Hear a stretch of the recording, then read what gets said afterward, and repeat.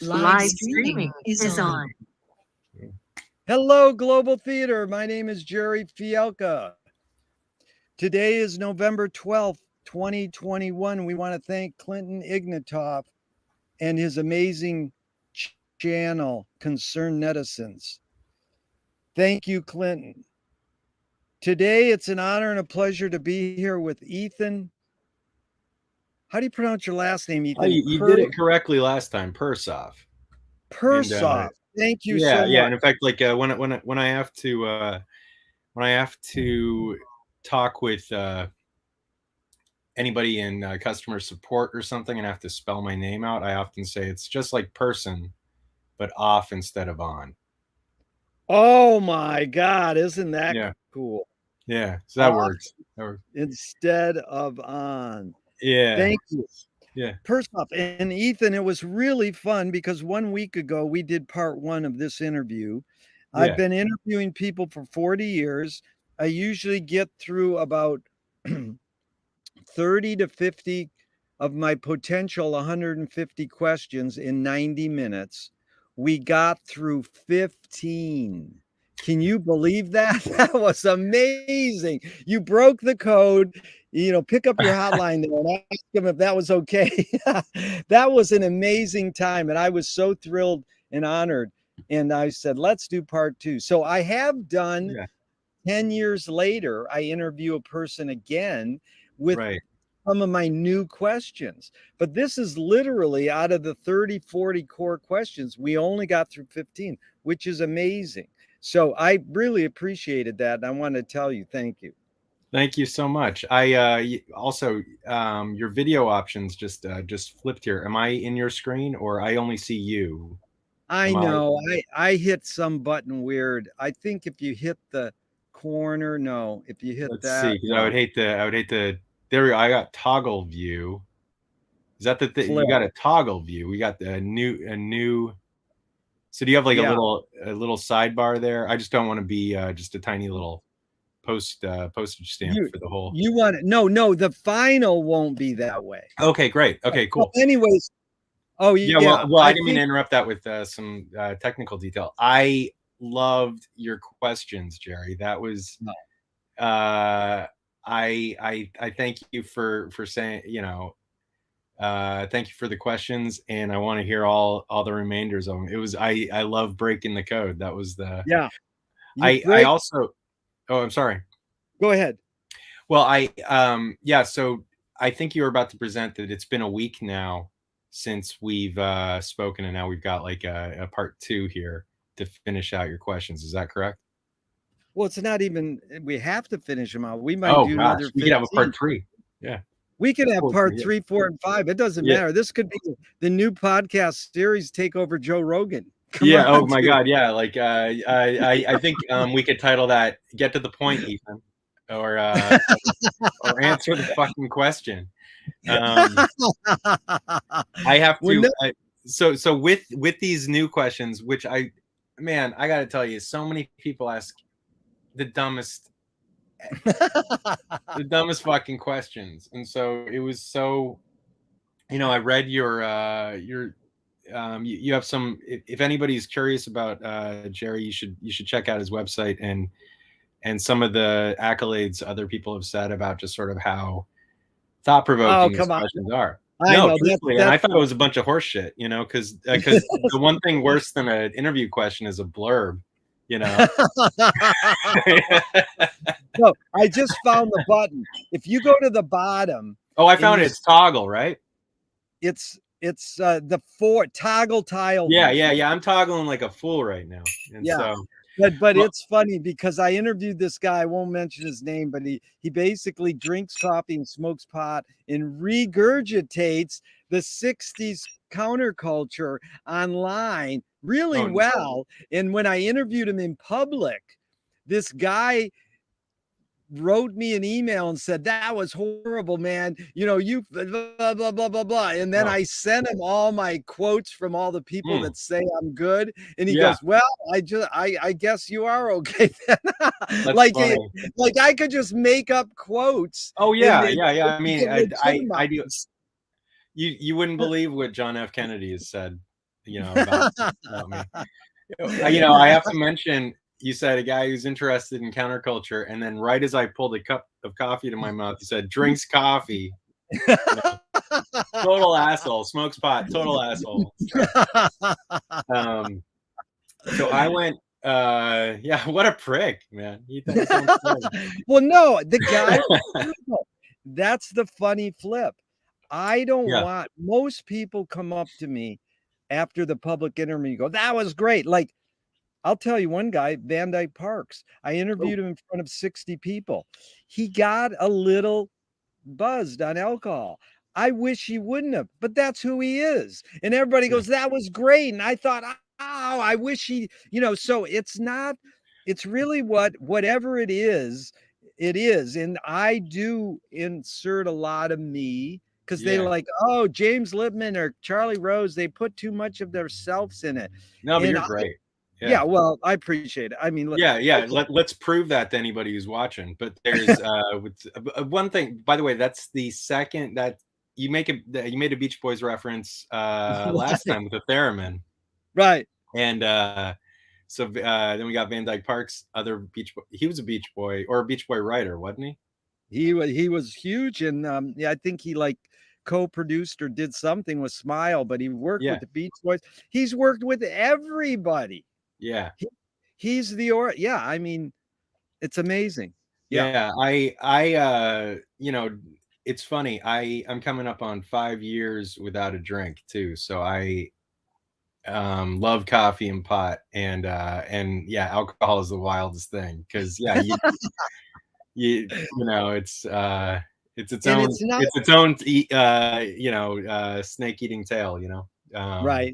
A very good point. Snake eating tail, because it's not to diss Van Dyke at all. Humans can ingest all they want of any means, and that's their doings. And I'm happy for anybody. And I wasn't being moral or at all. Yeah. But I mean, the way I said it, I could have just said somebody, and maybe that's your honest reaction, regardless of who you're speaking to. I mean,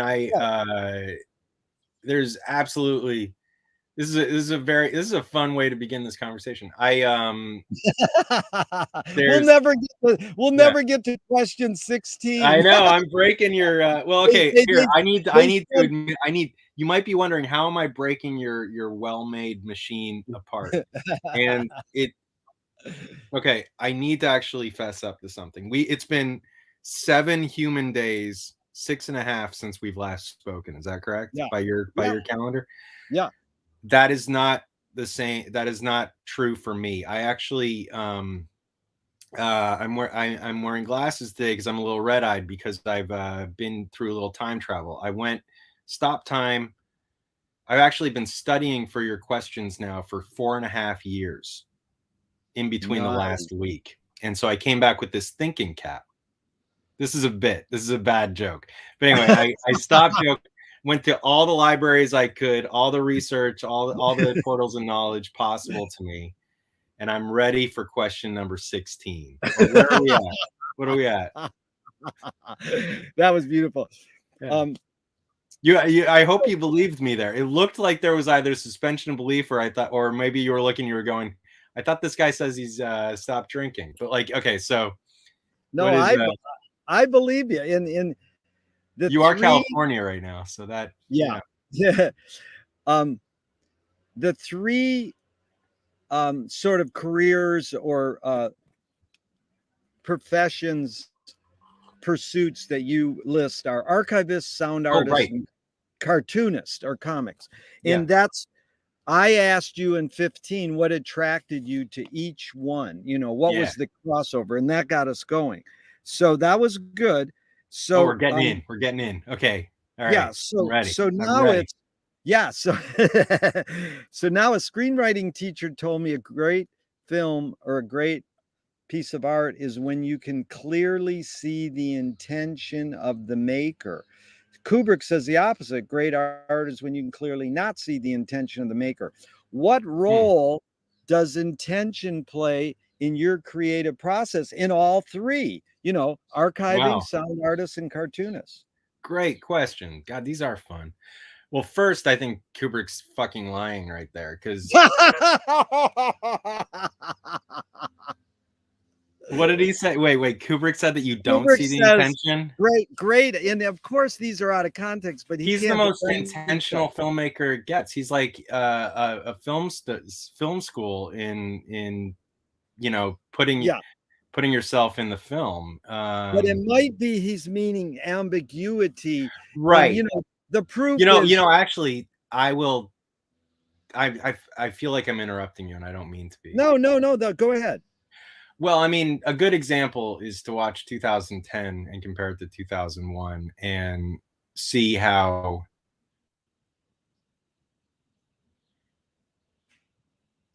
or read The Shining and watch The Shining.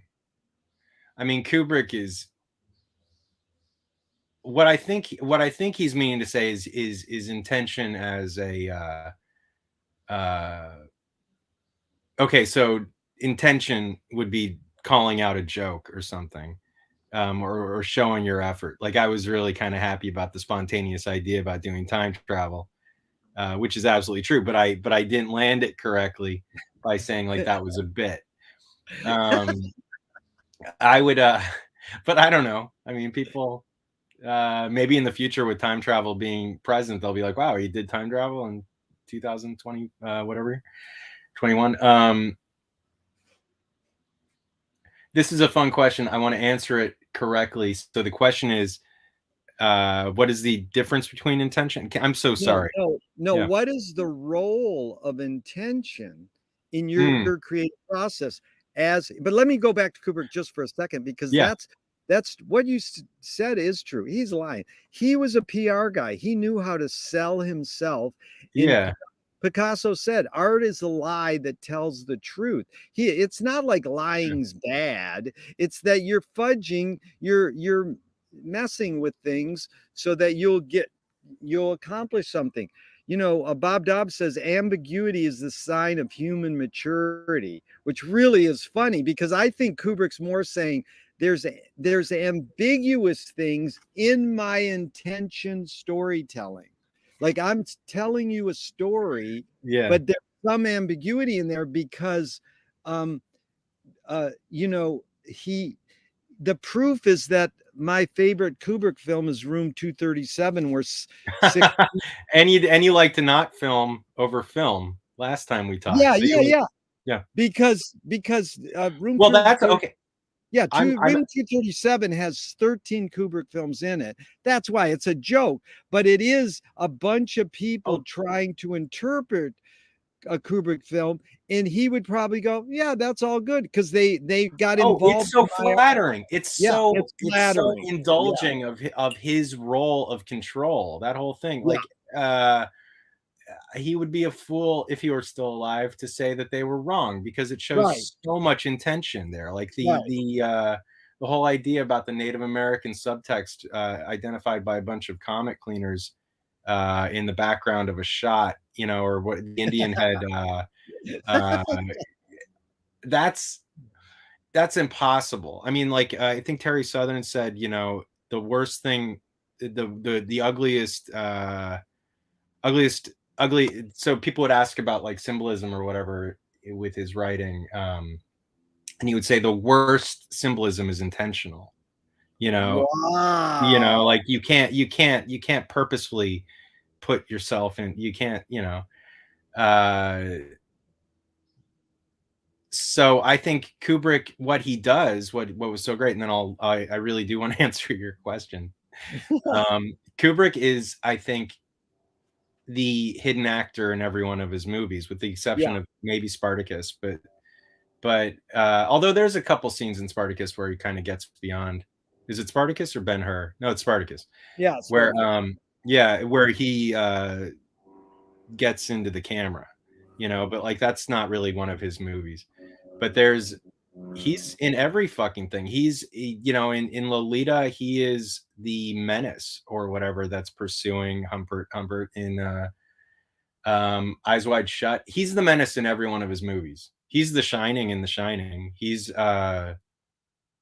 I love it. I don't know. I mean, if anybody's watching and they haven't had like a big dip for Kubrick, go through you know, but that seems completely dishonest to say, because, but it's also, art is about hiding your process, you know, so he's probably trying to cut off the trail to say, like, you know, just go with whatever you're thinking, you know, don't have any control. Meanwhile, I'm Stan Kubrick. I've been working 17 years on this Napoleon movie, and it's filling up a warehouse with notes and all these diagrams and ideas. I'm never even going to make the fucking movie, but I'm going to make this Barry Lyndon movie using those same control dog. I mean, that's a funny line from Kubrick. I love Stan Kubrick, so that was a funny reference. I feel like I just talked it down. No, that was good. What I'm going to tell you is, because there's gardeners, I'm going to mute sometimes. Cool. No, I want to hear your gardeners. No, it'll drown. We want in the future, there is no more gardening. So it's very nostalgic. The Gardening Act. The Gardening Act of 2036 effectively banned all. So now, will you restate your question now, and I will answer? Yeah. Now the interesting thing is because I want to actually answer that. Sound artists and cartooning are okay. They're all three different things. Yeah, actually, they have. What role does?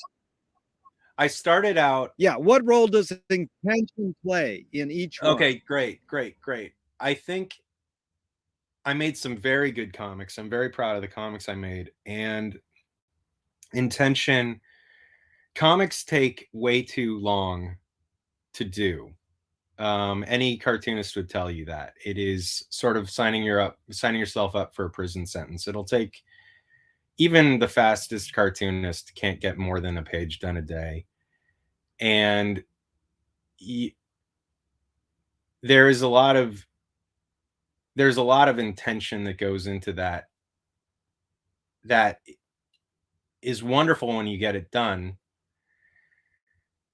It's also, for me, a very exhausting, unsatisfying process, because I can write a lot quicker than I can draw, and I can work in sound as quick as I can write. And so I would say right now, with me doing archiving, like right now I'm working on, I did Paul's The Realist, an archive of that.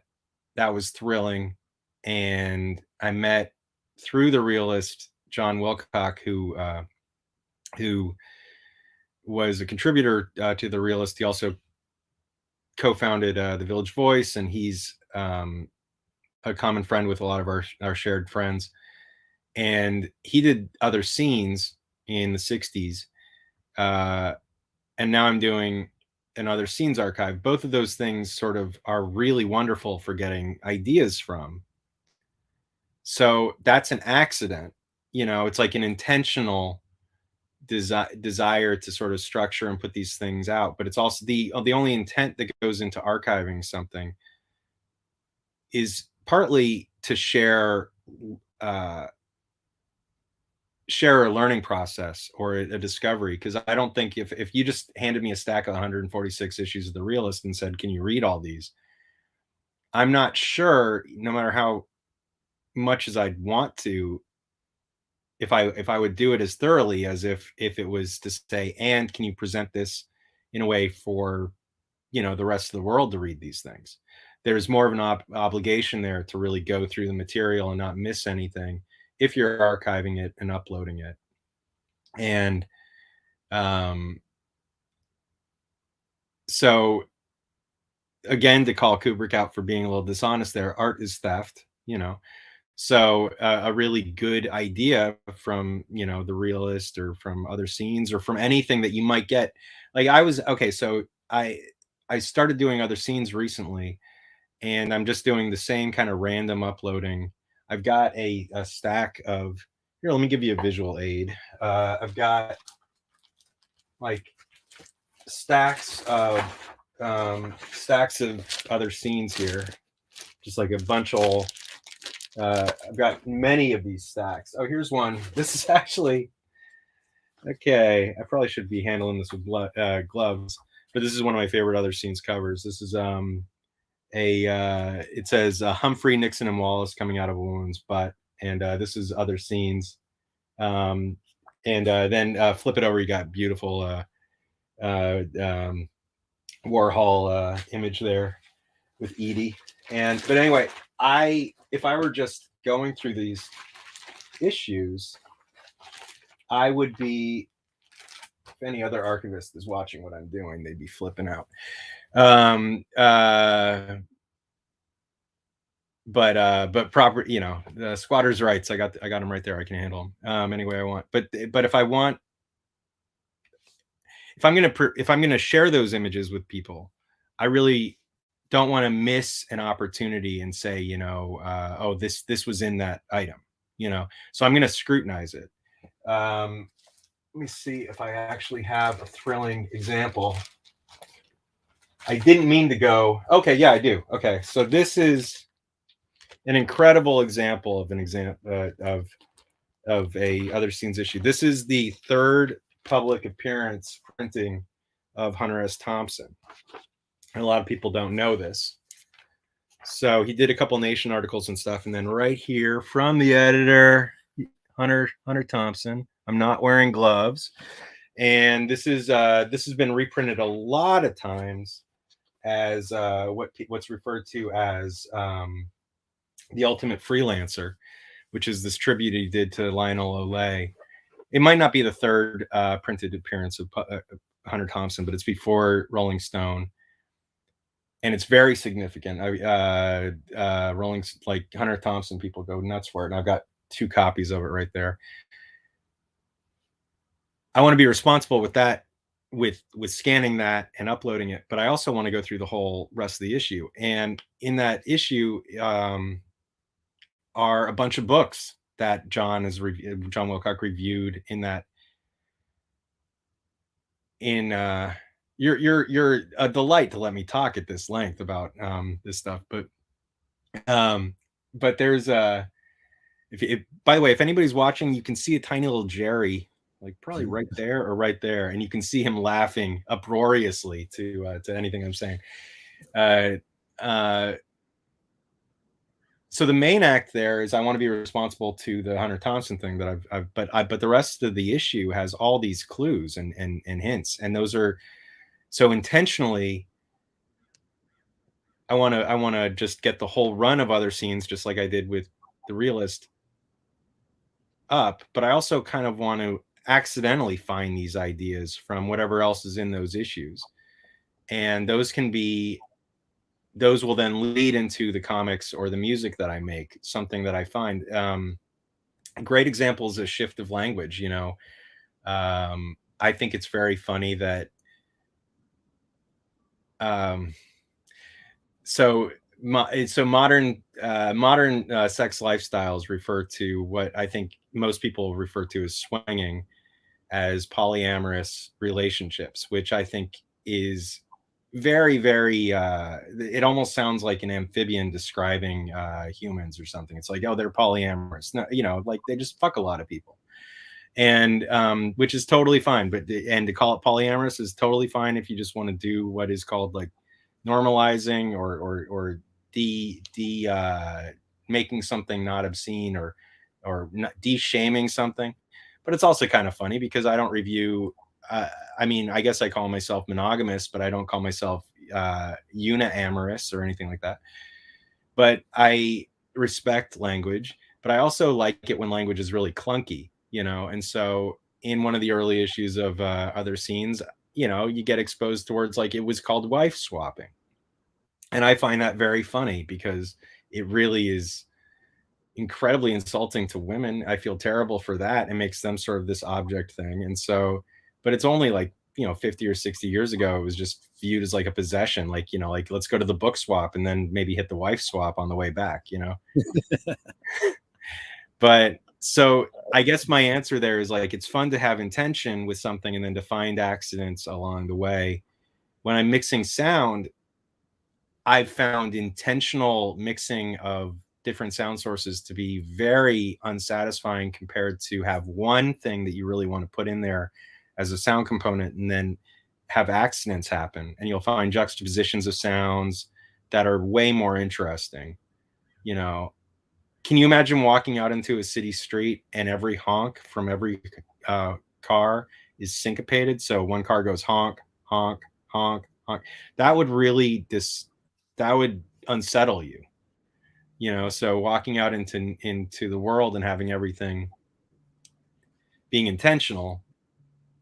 And I told you I was studying up on this. I've been studying for 4 years over the last week for these questions. Dude, this is when people enter into this world of all these things we're talking about. Yeah. You go, can I prepare? And I goes, you've been preparing your whole life. Don't worry. Yeah, yeah. I don't. Yeah, I mean, but I wanted to jump back for a second because that's what Captain Beefheart was in a car with Denny Wally, and he heard the windshield wipers, and they wrote a song from the windshield wipers. So it's like the cars can honk. It depends on how your ears are perceiving them, but what in general, that's a random thing.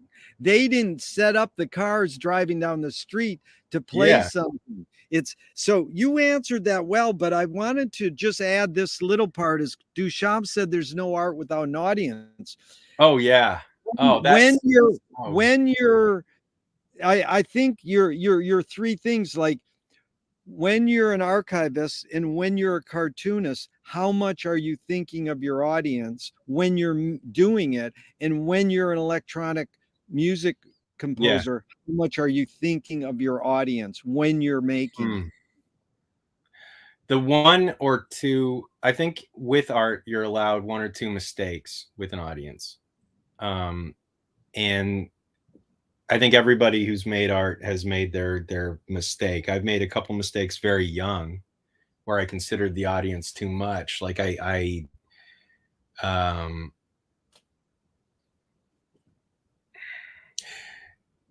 this opens up a question about art and craft, because I think when you don't have,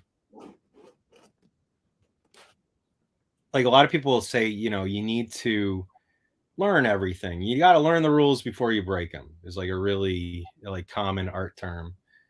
And when you're starting out, there's also this idea that if you don't know the rules, you're going to make a better product. You're going to make a better thing, you know, like just pick up a guitar, you know, versus learn it. You're going to make a different song. I think you hit a frustration with both. If you start as a trained person, if you're a trained musician, you're going to get very frustrated at your inability to break from those rules. If you were given piano lessons from like age 5 on up, it's going to be really hard for you just to walk up and, you know, clang out, you know, a bunch of keys. But if you're that guy who's clanging all those keys, you know, you're going to have a huge problem learning, you know, some rules about, you know, bars, you know, 8 bars to a whatever. It's going to like timing is going to frustrate you. Man, that's a fun question, because I think my first thought, because we were talking last time, first thought, best thought, or whatever. My first thought is that you reject an audience before you can get one for confidence.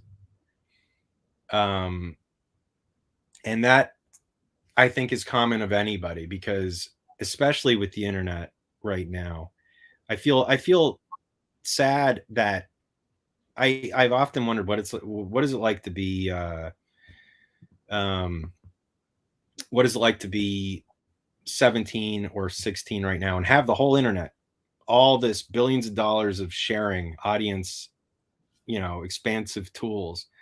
And the only thing that seems to be rewarded is sameness, you know, identical performance, you know, like TikTok, where everybody does like the dancing, you know, and it's like, and if you look at those things, it's robotic. They're all fucking doing the thing. But if somebody were just like grab a bucket and start like puking into the bucket and then playing that bucket out of time to the same song, they wouldn't get the rewards of like a million or so things. They're only rewarded for sameness, for You have it's like homework. You have uploaded the correct dance steps to this song, and I know it's a trend, and I know it's not also art, but it's a bummer.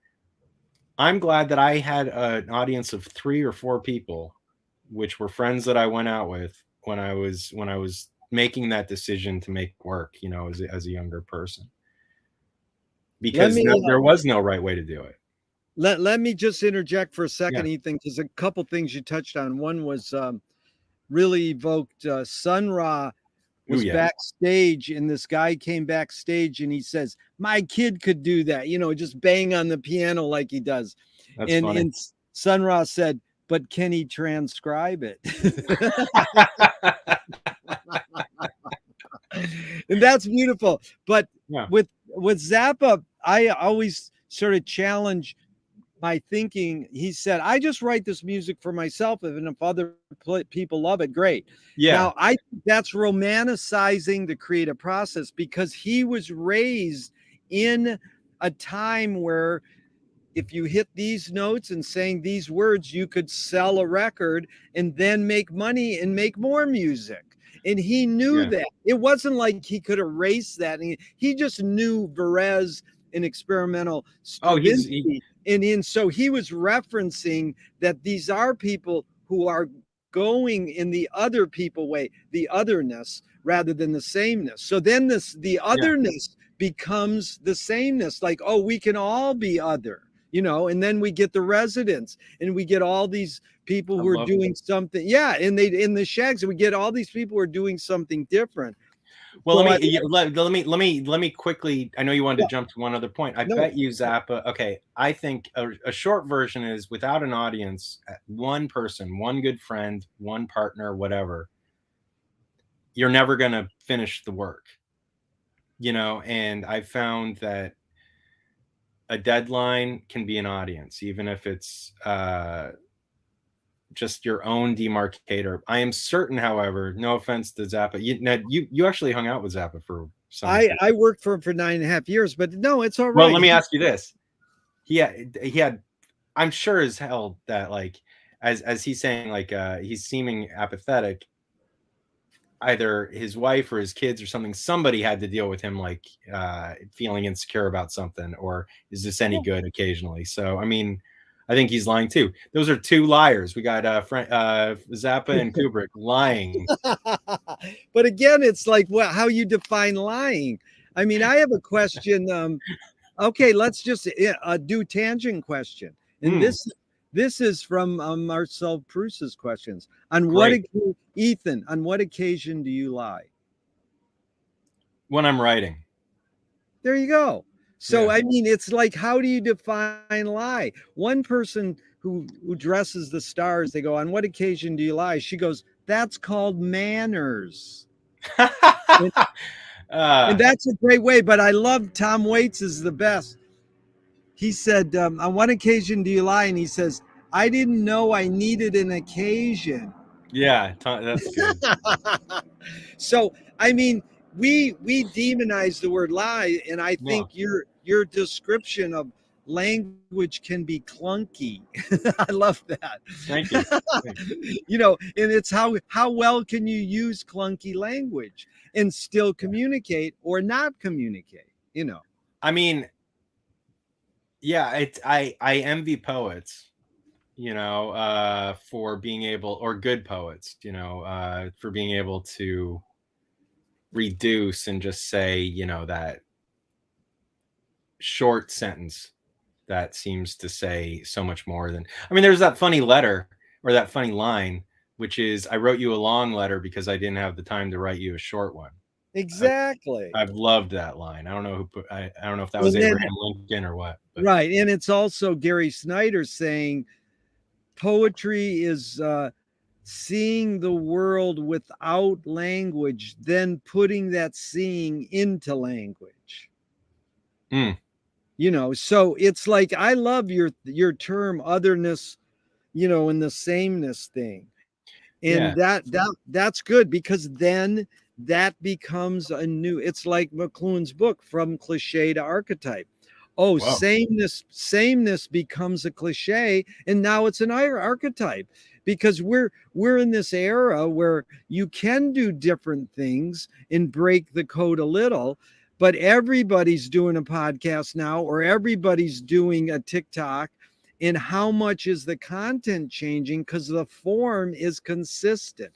Everybody's form is the same pretty much. Yeah, I will actually say, with both frustration and pride, I'm very proud of the show I do, and it has a really great audience of people. I do a show. It started out during the pandemic every week, and now it's about every 3 weeks, and it's called Spoken Word with Electronics, and it has a really good audience, and it also confuses the fuck out of it. Probably 3 out of 4 people who listen to it. I've got I'm inclined to name drop.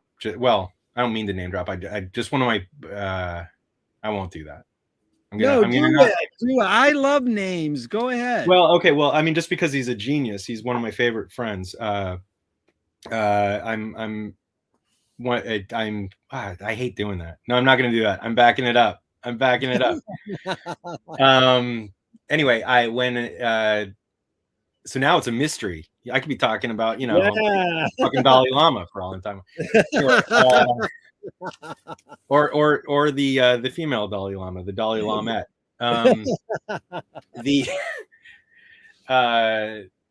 But so the show sort of comes from a sort of a Bob Fass or a Negative Land kind of category, but it's also my own kind of way of working with sound, which is, you asked a question about when am I lying.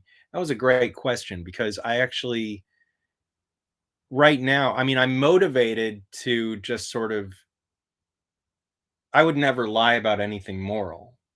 I would never hurt a friend or anything with like an immoral lie. I would never betray somebody. I'm very loyal as a friend, but I love, I mean, lies are just automatic, or a sense of playfulness with shit is just present to me always. I mean, I can just pick up anything and be like, this is, a green snake that I fought in Monterey like 17 years ago. I had it stuffed with coil,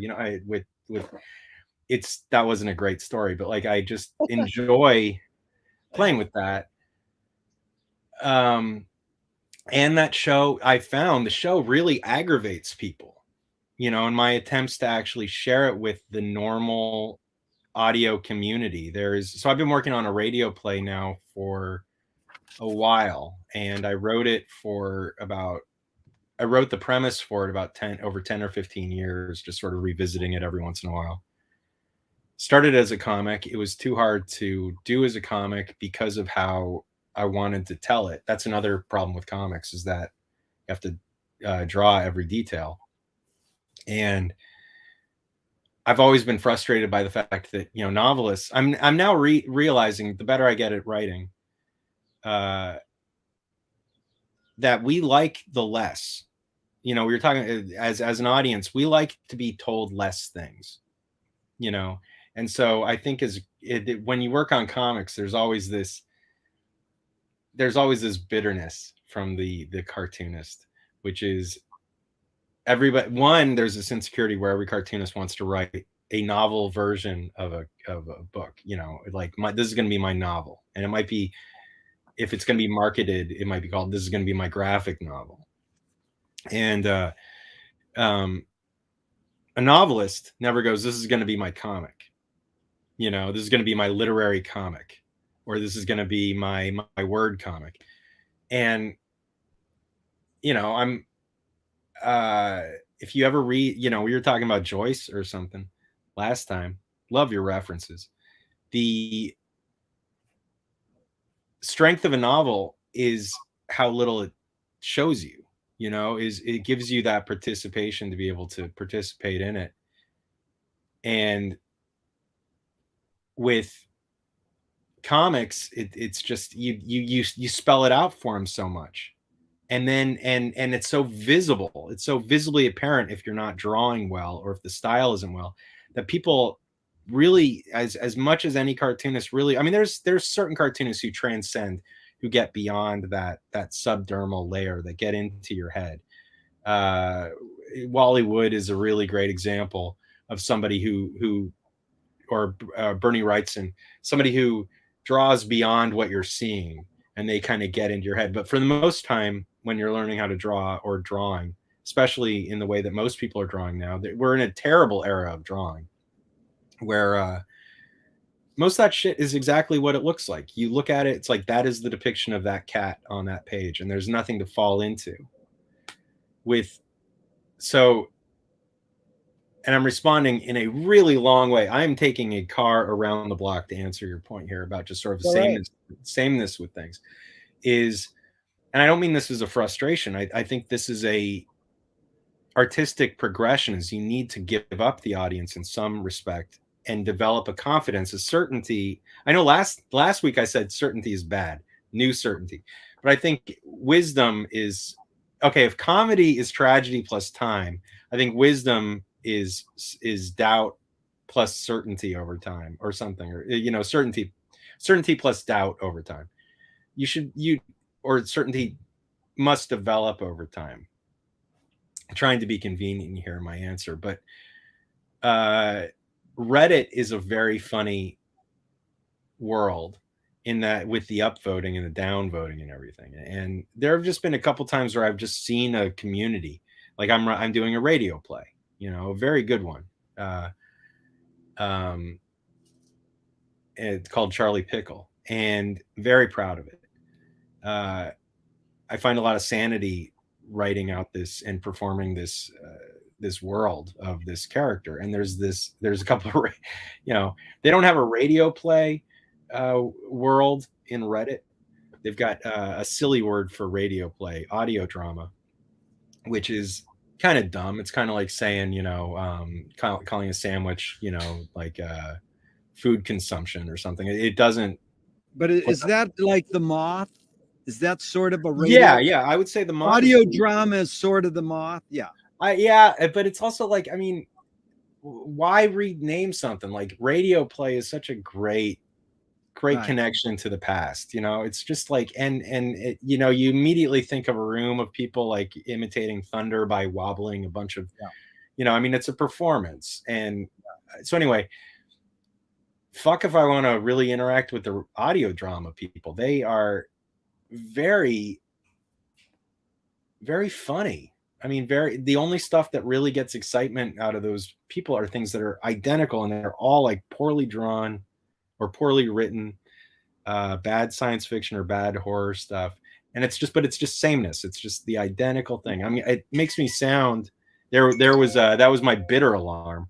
I'm not meaning to be bitter. I'm not bitter, but it's just sort of, there's this funny thing where if you know what you're doing and you feel pretty good about it, you're aware of how it's painful to realize how only what is recognizable or able to be accurately graded as this fits into this cookie cut is. I mean, you mentioned, I think Zappa is a great example. I think the first thing I ever saw Zappa do was a friend, or one of the earliest things. No, that's not true. I got the apostrophe Overnight Sensation record, and that was a joy. I remember early on the internet, I saw a pic. Is it Ed Sullivan or something, where he shows up and he plays a bicycle with a? It's Steve Allen, but it is funny if you just go for a retrospect on what you just said. Yeah, thanks. Yeah, pull me out of this question. I got too many. No. When people first started with Zappa, with his first, like I started with Absolutely Free as second, or the Freak Out. Then when we got to the Flo and Eddie period, we go Zappa Sold Out. Then when Apostrophe and Overnight came out, we go Zappa Sold Out. And in retrospect, I love those records though. Yeah, and in retrospect, Apostrophe and Overnight to me are really the great of Zappa. Though the hardcore will go, Overnight Sensation and Roxy are the best. So it's interesting how we think of him doing what you just said in McLuhan's favorite quote is, the Balinese have no word for art. They do everything as well as they can. So you're doing your radio play as well as you can. You're happy with it. Yeah. And it's not that you have to define it. It's a radio play or an audio drama. Well, no, I'm saying that with pride. I'm saying that with pride. I'm aware of the fact that it's like, actually, I mean, also, I'm approaching it halfway through life. This is the big thing I'm doing right now. And I'm trying to, I mean, it's, we talked about sort of like craft or rules or whatever. I mean, right now, this is, I'm desperately, joyfully, thankfully happy working on this play. I also know I have a lot to do to finish it. So success could avoid me for a while with it, because I have to finish the damn thing, you know? Right. So well, that's the beauty. You're also driven to finish it, because I think we talked about, I did a major study and I remade Orson Welles' Other Side of the Wind before it came out.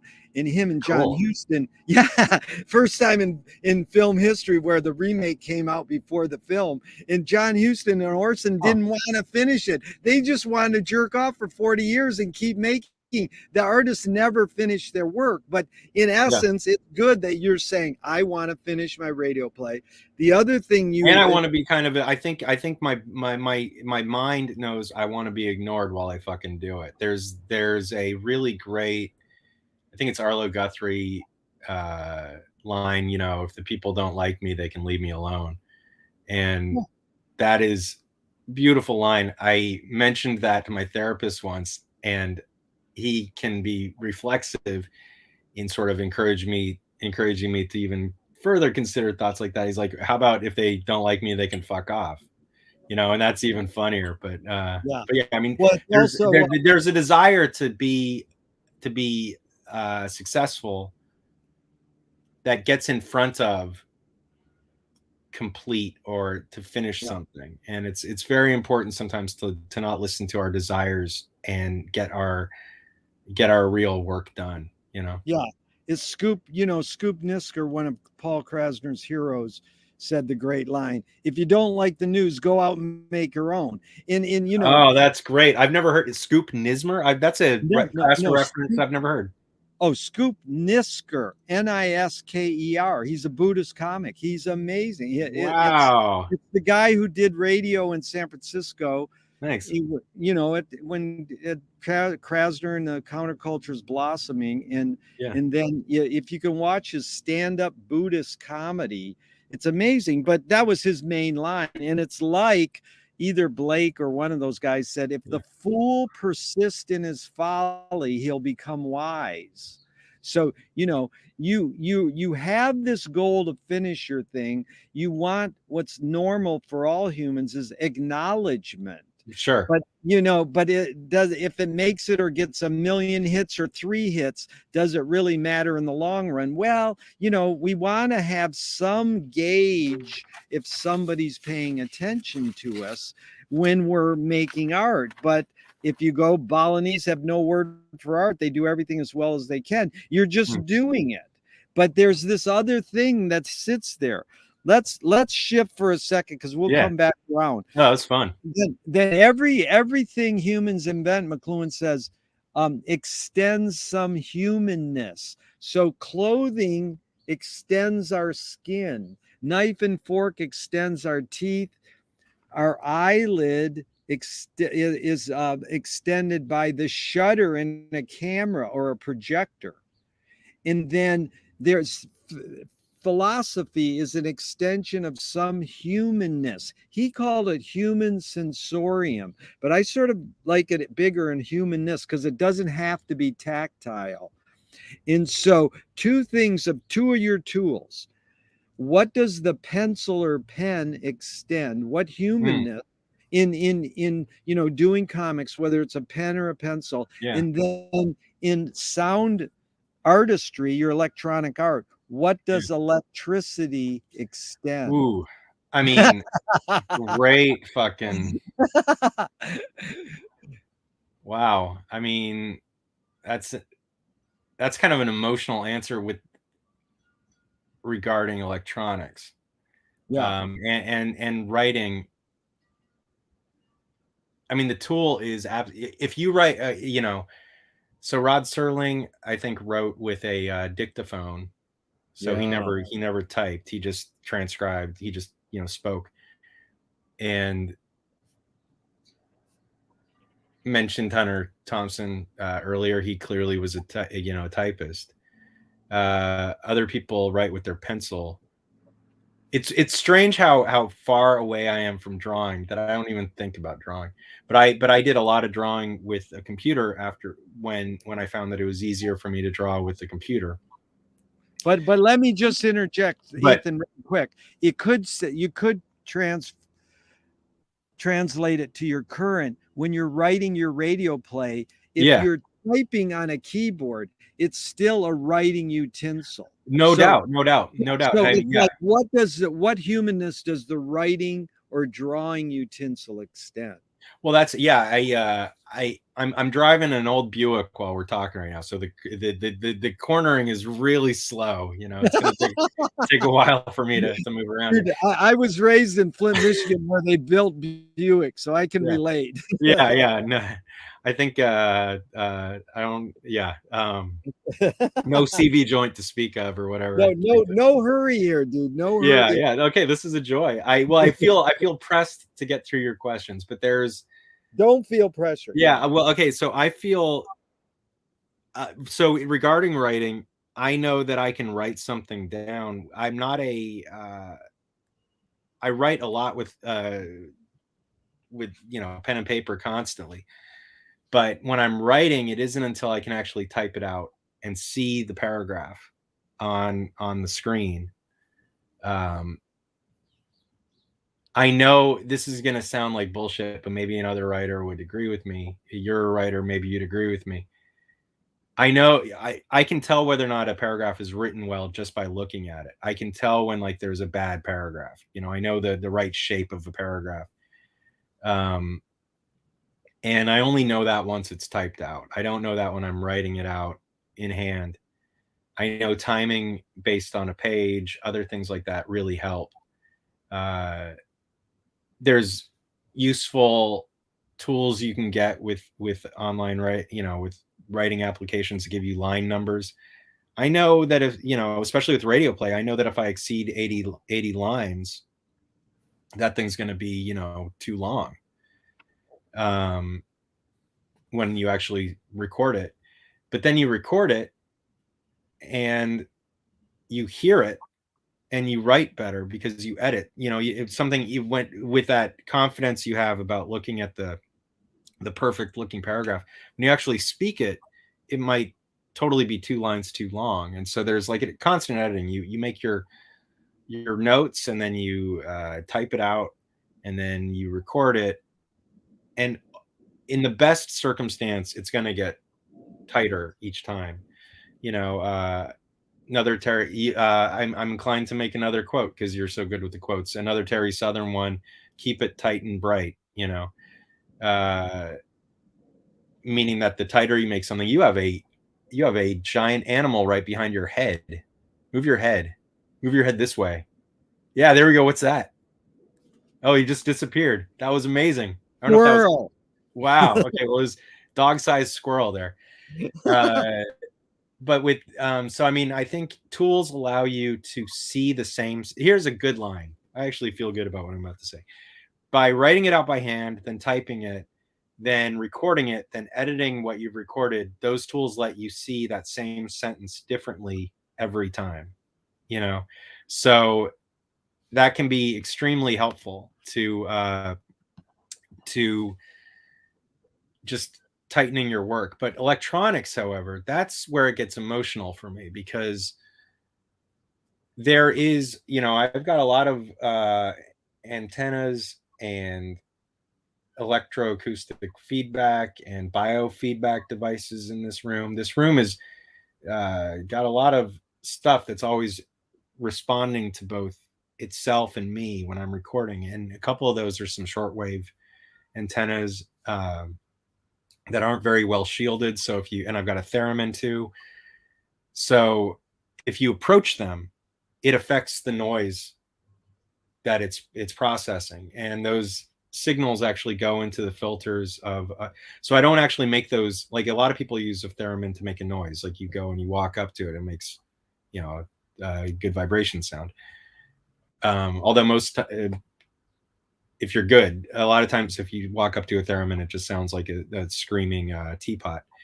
But if you put those into another parameter on a synthesizer, you become, say, the filter or the volume or any other parameter. Like, you know, if you ever look at a schematic for any synthesizer, you know, there's all sorts of insert points for what they call modulation or just signal, you know, to change something, usually in a voltage of like 0 to 10 or something like that.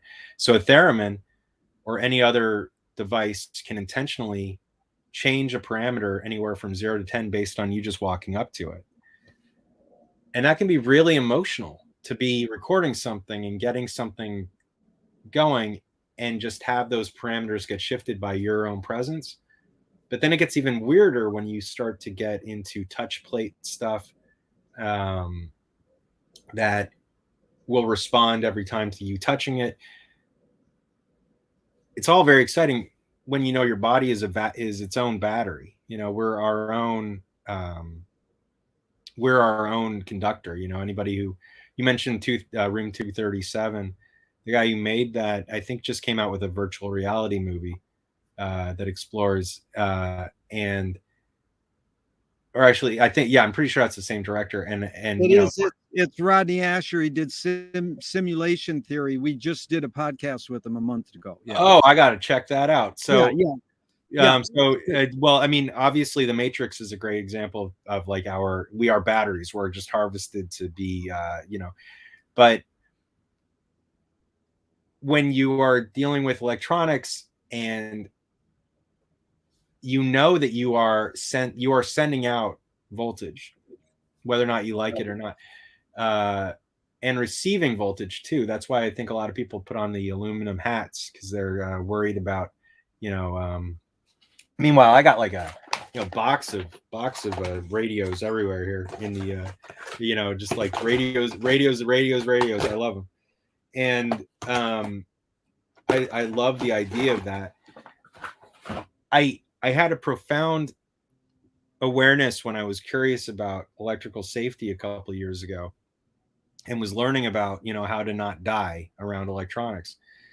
And there's a lot of ways to get electrically burned. A lot of ways I mean, enough of a voltage will kill you, obviously. But the key with pretty much any low voltage threat is to never contact both hands to that source. And the reason is because the like here, you just be like, you know, you're shaking or whatever. But if you go like this, suddenly you are two posts, and it goes around and it goes through your heart and kills you. And that's incredible to realize that our body is its own tool. It's its own electronic device. And it's my favorite topic. I find a lot of comfort with electronics. And that's why I think, you know, a lot of people are really focused on, we talk about this fake world, this augmented world. You can get a synthesizer, download it, have it on your iPad or your computer. They are great, and I love them. I have a bunch of iPads. I'm not against those objects, but the stickiness of those apps is not as real as the synthesizer, where you're actually sharing, you know, current with it. And I think the more you work with, especially West Coast stuff, you're in California, you know, the Buchla West Coast style, Silver Apples on the Moon. Did I just merge things? Whatever. Yeah, I know what you're talking whatever. Or Frank Zappa was very affected by West Coast synthesis. You know, the main guys, Morton Feldman, and you're talking about you know, these main players, and you know who did it. I love that I actually did get your breaking point right there. A whatever came out of Jerry Fialko's but I'm happy. You know, we'll get it. It's not Morton Feldman, it's Morton Subotnick. More than some. Well, okay, and then it's still, is it silver apples on the moon? Yeah, Because it's there's something. okay, then there's also the silver whatever synthesizers guys. But anyway. Yeah, there's several. And then there's the greatest is Don Preston's Moog synthesizer solo on Waka Jawaka by Zappa. Robert Moog said that's the best Moog thing ever done, and he can't figure out what he did to play this Moog that way. He said I feel terrible because right now I have to correct you. What? It's Moog. Oh, okay. I appreciate. And then the way to remember that is it's Moog like in Vogue. And the only reason I point that out is because it is. I'm just a pretentious asshole, and people love to correct people saying Moog wrong. But you're actually doing the British pronunciation. Nobody from in the UK can pronounce it other than Moog. But I want to learn it. It's just like Walter Benjamin and people, even Laurie Anderson. It's Walter Benjamin. It doesn't. We want words to be used to their best of their ability. So correcting is good. It's fun to do. It's fun to do. So I got a whatever from you, and you got a correction from me. So I got a good education, but I do know how to mispronunciate correctly. Oh yeah, you're a brilliant. I mean, you are fun to talk with. So I want to hear more questions and less of myself. So what's no? The thing is narrow down. You talked about electricity really well, and you talked about the writing utensil. But just if your hunch, what humanness in like one or two words is extended by electricity, and what humanness is extended by the writing utensil. Now, the funny thing is, go ahead. I got the one or two words: connectivity and communication. Right. In communication, that's good. And audience, you have your own audience with a piece of electronics. So fuck people. It doesn't. I don't like groups, and I don't need another person around me when I've got electronics, right? Which are made by people. So now, and the maker community in online is amazing. The actual people making these synthesizers and I'm a hobbyist in that regard. Is just fantastic. It's a real group of people, in a sea of fakes, in a sea of phonies, to quote Salinger. Nice. And it's beautiful because I interviewed one of the major players in Negative Land, and you brought them up. And Mark Osler, or who'd you I didn't interview Mark. I interviewed John Lecker, or what's his name? Oh gosh, fell out of my head. Yeah, it's not. He wasn't with them from the very beginning. Is he the one who passed away? No, Don, I think, passed away, but John is right. Really, it was really fun, and that's outstanding. There's Negative Land certainly are a trunk of a tree when it comes. They're a trunk of a tree. That's beautiful. Yeah. So Michael Apted, the movie director, made Coal Miner's Daughter, 28 and Up, several films over the years. He just passed about a year ago. 40 years ago, I asked him, why do video music editors feel so obliged to edit fast? And he said, because we've learned to take in information faster. Abel Gance invented rapid montage in 1922, but it really flourished when MTV started 40 years ago. Fast editing. And Marty Scorsese says, I cut my films faster because of MTV then. So why can humans literally, I ask this with a bias, can humans literally learn to take in information faster, or are we just brainwashed to believe we can?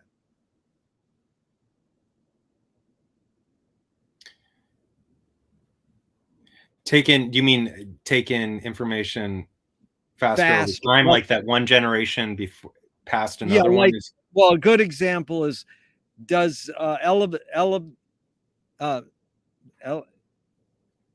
Fitzgerald? No, Evelyn Wood speed reading work. Gosh. So if you give kids faster image editing, you know, on MTV. Yeah. Cut My TV. dad has a, yeah. I don't think If you- so. But it's like, but it's weird. I have learned how to speed read with my phone in a way that I haven't. I can speed read on a screen quicker than I can speed read with a book. But I think speed reading is only good for information. It's not good for pleasure. I would go back to like confidence here. I think that the editor probably, especially a video editor, probably encounters the same raw footage enough that they can competently, especially if they're,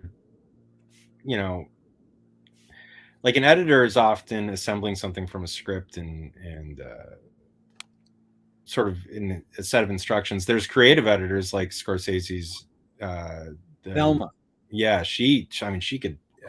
His films have really gone down in terms of structure since she passed away, correct? Or nope, I think she's still editing his films. Oh well, then, gosh, okay, that's very. I feel like an asshole. Maybe her husband, Michael Powell died, and he was a hell of a filmmaker. Yeah. Oh God, but he was in.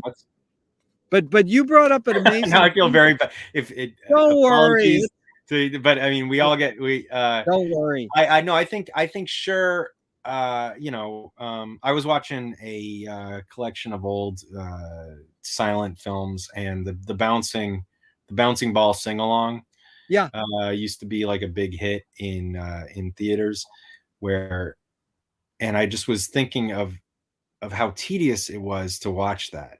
Because especially after they've gone through the chorus and they're doing a repeat of the same fucking song, and you're watching that ball bounce, and I'm just like, okay, I fucking got it. I'm no longer, entertained in any way. My wife was like, well, it's probably, my wife interjected, it was probably great fun to be in a theater and sing along with everybody.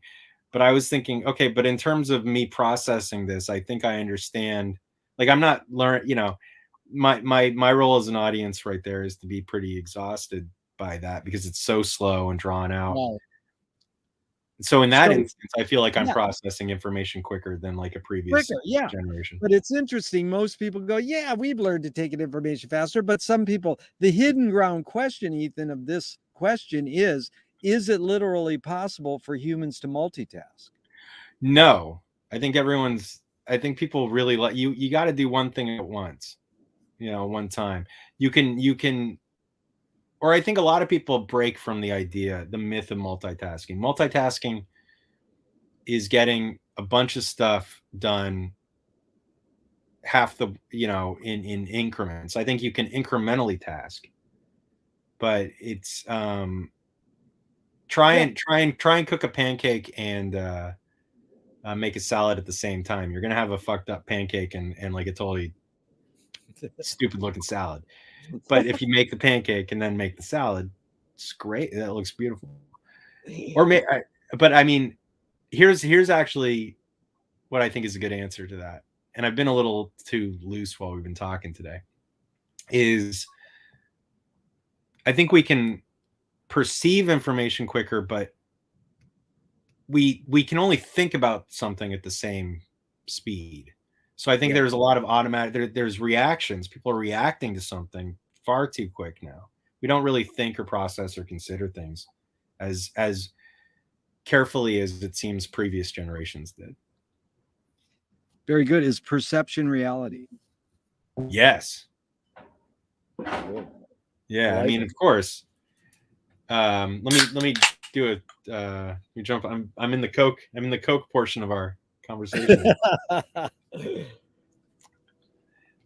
Well, I mean, perception is absolutely reality. Otherwise, but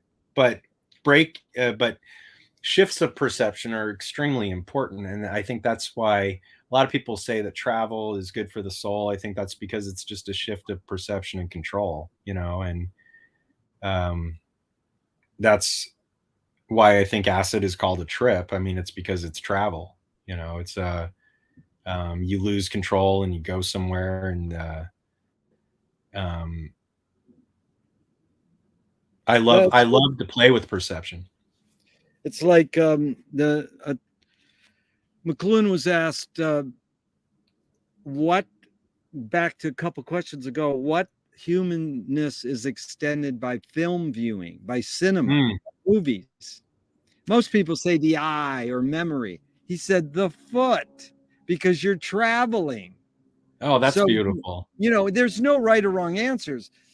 And so that's why I'm sussing these out. And I love to well, there's two things. One, I think, so apparently when film first showed up, and let's say there was like the Great Train Robbery, that movie, the for you know, the very last scene where the guy shoots the crowd, shoots the camera, people would dodge. Yeah, they didn't, 1901 or whatever when that came out. They wouldn't know that a bullet wasn't coming out, or if a train was actually coming, you know, at you from this, people would move. The brain hadn't yet evolved to know that was a flat projected image, and you know, the projected film is kind of a dream state that you enter into. I think right now our current world, like with social media and stuff, we are in the same sort of like pre-evolved state. We don't know that social media is effectively fake, you know, or, you know, like these dopamine hits, or like these good answer, you know, the like button. That is something that we are not designed yet to just know as like, okay, somebody's saying they like that. We actually get this sense of, it's almost like mom and dad like me. We get this approval. The group likes me. Many people like me. And so we haven't learned to not think that is a fake bullet being shot at us, the same way that, you know, 120 years, it took 100, you know, it probably took like, you know, 30 or 40 years since the Great Train Robbery was made for us not to think that that's a bullet coming at us. I would add McLuhan. I'd say McLuhan's right. I was saying that Kubrick is wrong. McLuhan in all your references is right. I would add the one thing that film has that reality doesn't have is sound underneath whatever the fuck is happening. The score, the mood. Like if I were to suddenly play, you know, like a really haunting tone while we're talking right now. Yeah. And I explore this with the show constantly. It's going to change the way we're talking, but suddenly if I put in like mariachi music right at that moment, it's going to make us suddenly sound like really happy. And that is like something that film has to great effect, is the sound, is the music, or the mood that they put into it with sound. Really, really well put, Ethan, because Betty Davis said during one film, I don't want Max Steiner following me up the steps. She was basically saying, I want to show off my acting chops here. Don't enhance it with some score. And it was like, so what? It doesn't matter what you say. We're making the film. Just walk up the stairs and we're going to film you.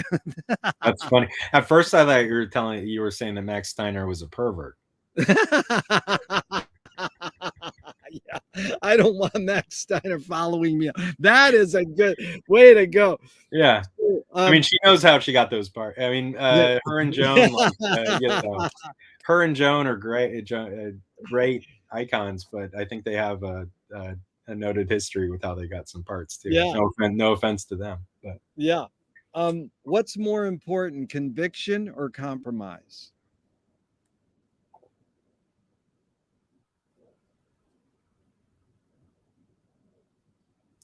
Wow. Great contrast. So conviction would be probably certainty or confidence. You need both, I think. Yeah. Conviction with compromise. It's good. You know, it took 25 years to ask that question, because really is the first question I got it from Christine McKenna many years ago when I first started interviewing.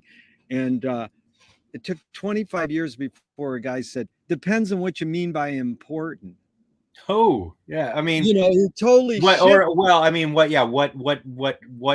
more important in terms of finishing something? I mean, I think a deadline is a compromise, and without a deadline, you never fucking finish it. You've accomplished a lot, Ethan. Name these 3 elements on what you've accomplished in general, their contributions. luck, skill, and ambition. What rates the highest, second, and third? Was skill or scale? Luck, skill, and Skill. ambition. Yeah. I think skill,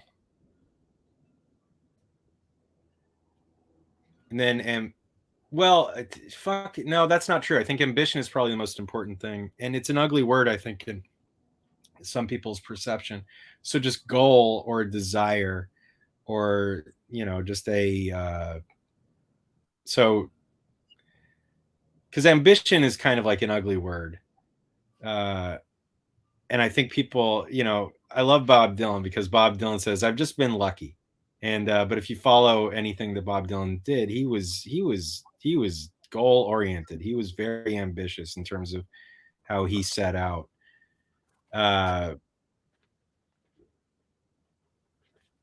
He was also not exceptionally ethical, and I love Bob Dylan probably as much as you love Frank Zappa. I adore Bob Dylan's stuff. Luck is really tough because you never know what is lucky. Here I am looking with some hindsight on things that would have been lucky for me in my 20s, and I'm so glad they didn't happen. Like, oh, I got that big break. Like I talked to that person. Okay, this is going to move something forward, like that connection or something. And then that connection doesn't, I've had what would be perceived of as lucky moments. And then that person has had some sort of tragedy occur where either they are, I want to be careful in describing this, but luck is actually kind of the devil. I think you need time to know whether or not that was lucky. Like luck can be perceived of as like an outside thing that occurs outside of your ability or your control over something. It might be lucky that you meet this wonderful, woman at a bar. But she might actually be pulling you away from meeting like the real person that you're supposed to meet later that night. That's like 10 times more incredible in your life. I mean, luck might be terrible. Ethan, that was good because Gary Player, the golfer, says the more you practice, the luckier you get. Yeah, that's funny. Well, also I'm superstitious to the point where I don't want to like, no, I don't. Well, I just for my own morality here or my own worry, you don't want to fuck with luck. So I respect luck. If luck is listening, I love you, but luck. It's also you saying luck is like the devil is amazing because let me just tell you, I used to ask that question: is ambition based more on fear or joy? And they could say that most people would say fear. And then I realized by reading William Friedkin, he wrote a book, the guy who directed The Exorcist, he said, skill and ambition have nothing to do in Hollywood. It's all ambition. And I went, oh, okay, well, I'll take the 3 and I'll see where people rate them. Now, most people don't want to say skill number 1 because it sounds too bragatory. So then they go, well, I guess I'm ambitious. No, well, luck, so it's funny. And I'm like, no, if you want to say skill has got you your accomplishments, all the power to you.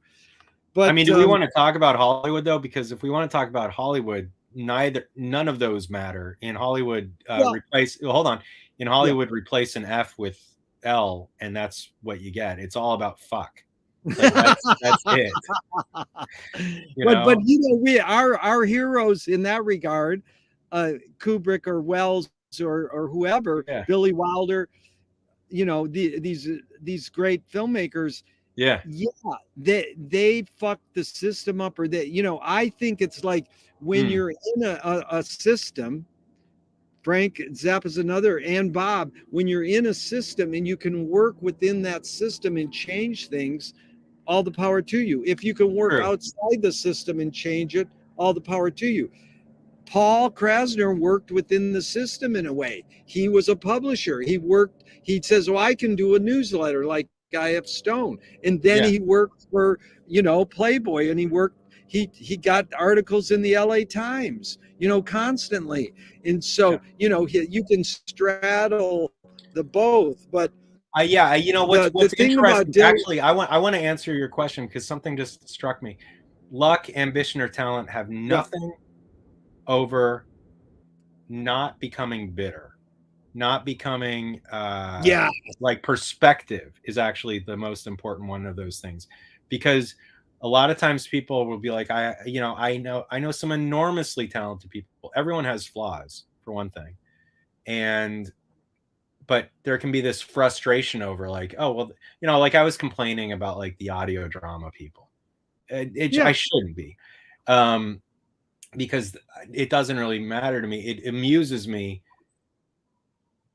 You want to always, you want to maintain good humor and perspective. I think are more, talent, ability, humor, and perspective, focus. Fortune is a nice thing, if it happens, but basically you want to make permanent work. You want to make permanent work that outlives you. Yeah, and I think you've done that, and you're doing it, Ethan. And thanks. It's that I give 3 options, and one friend goes, "It's none of those 3." Luck, skill, and ambition. It's a necessity. And you go, well, no, it's not necessarily those 3. It's perspective. So again, it's just expanding and using these as jumping off points. I thought it was important to brought up Dylan, because I'm into Dylan about as much. I just made a film about Bob Dylan going to Frank Zappa's house. You've got to see this.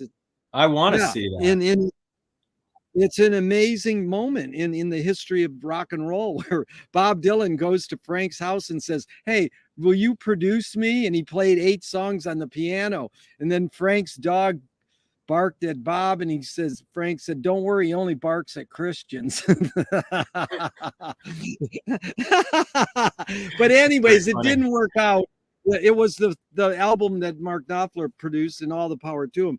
There's a Frank Zappa Bob Dylan album.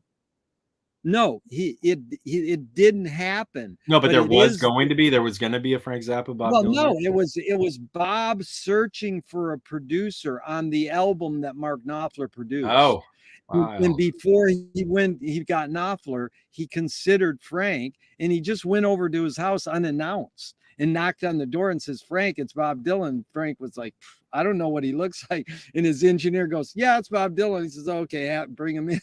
That's hilarious. Let's do a speed round. Let's do 4 questions as fast as we can, and I got four words per question. No, we're gonna do that. You have ESP. We're gonna do the Alan Watts. Let me just finish on Bob for 1 second. Oh, sure.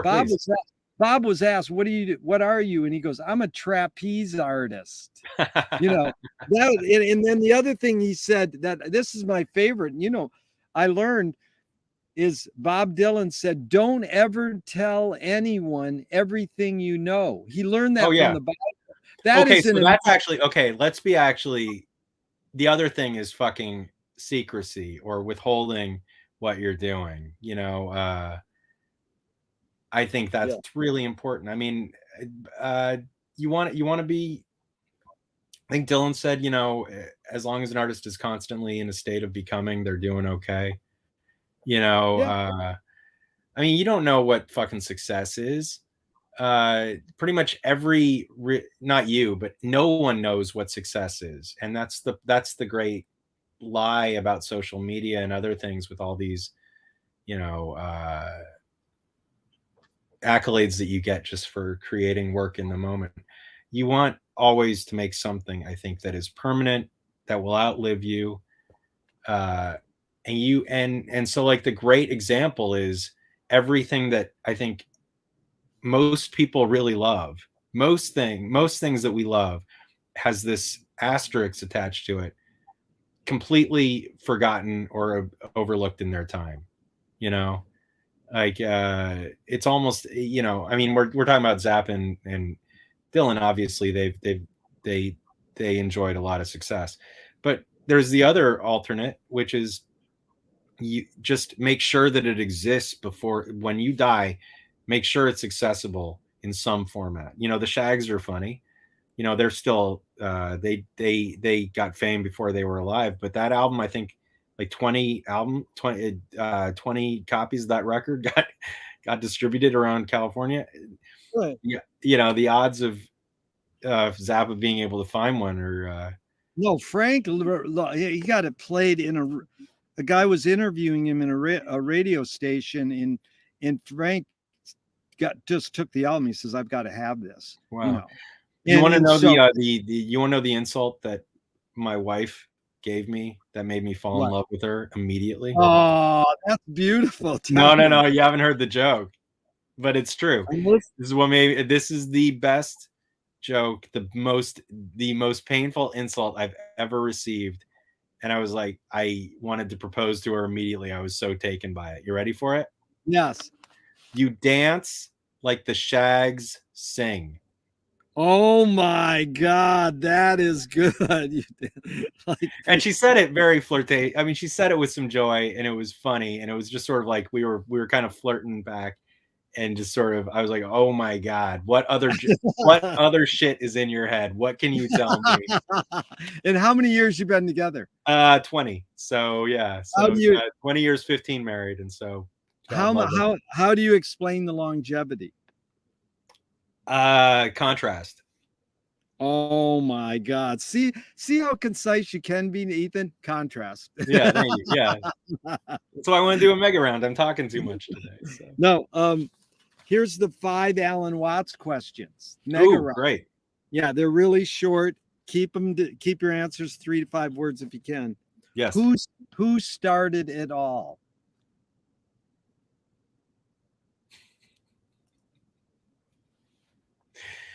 Fuck. Fuck is right. That's the right answer. All right, Moses. I don't know. Moses. Yeah. No, fuck and Moses were two great. Yeah. Well, yeah. What it would be? What if there was a great historic character and his name was Fuck? It's the Book of Fuck, but we can't. But we'll never get it. You know. Are we going to make it? Ooh, the atomic clock is suggesting. I mean, we're one solar flare away from Armageddon, right? I also think this possibly is just a mortal plane. So yes, absolutely, we are going to make it. Wow. Indeed. Where do we put it? Anywhere with consent. Oh, that is nice. Who's cleaning it up? Oh, are these really Alan Watts questions? Yeah, they're the 5 Alan Watts questions. Oh God, I feel like I should know these. Who's gonna clean it up? Ideally, we should clean up our own fucking mess. Yeah, but really, the more the more successful we get, the less fair that answer becomes. Wow. You know.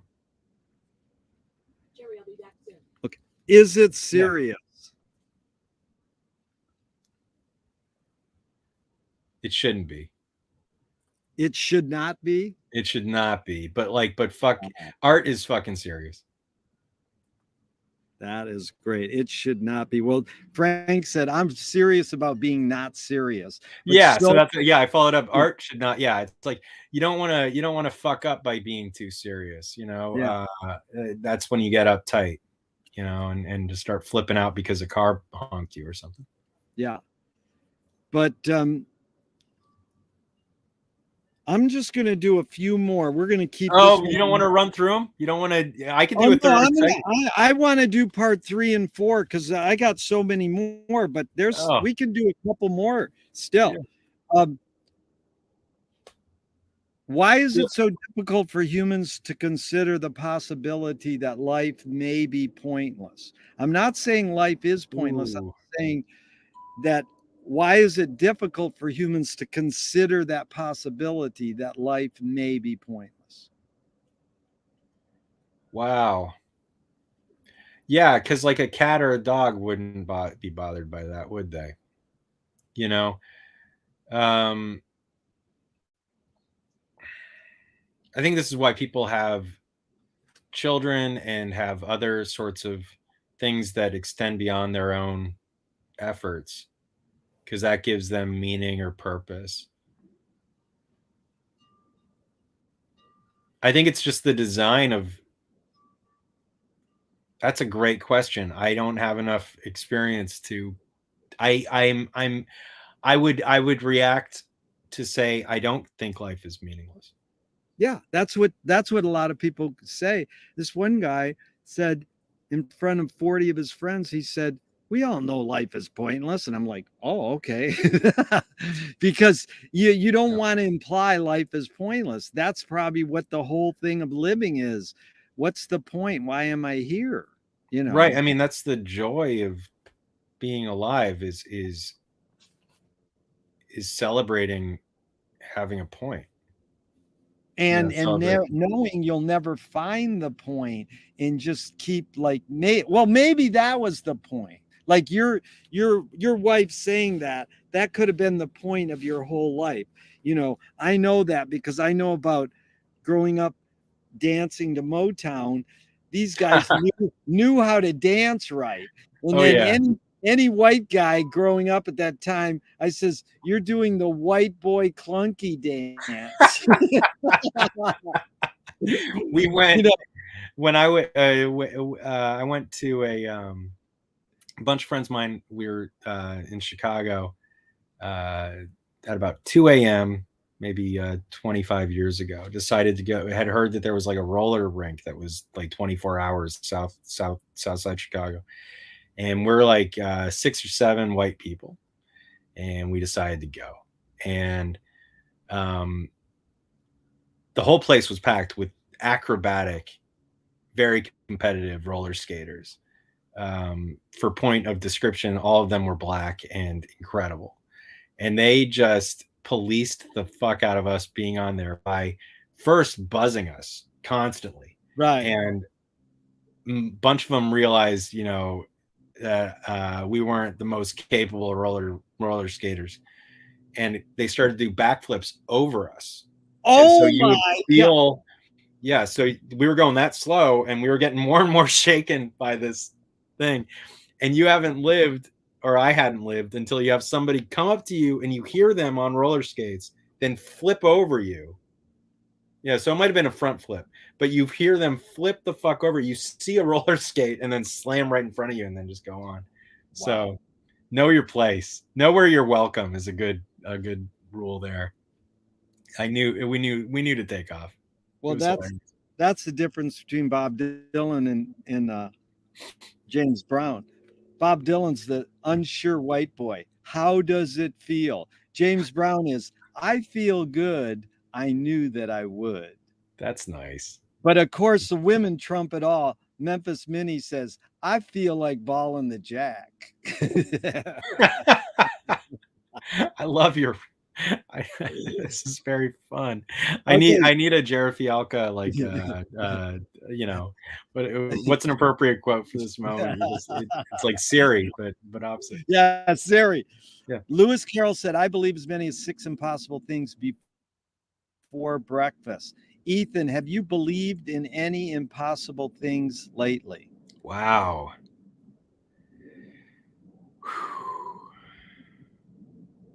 Yes.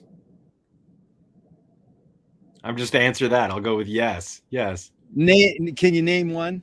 I mean, reality is one thing, you know. I mean,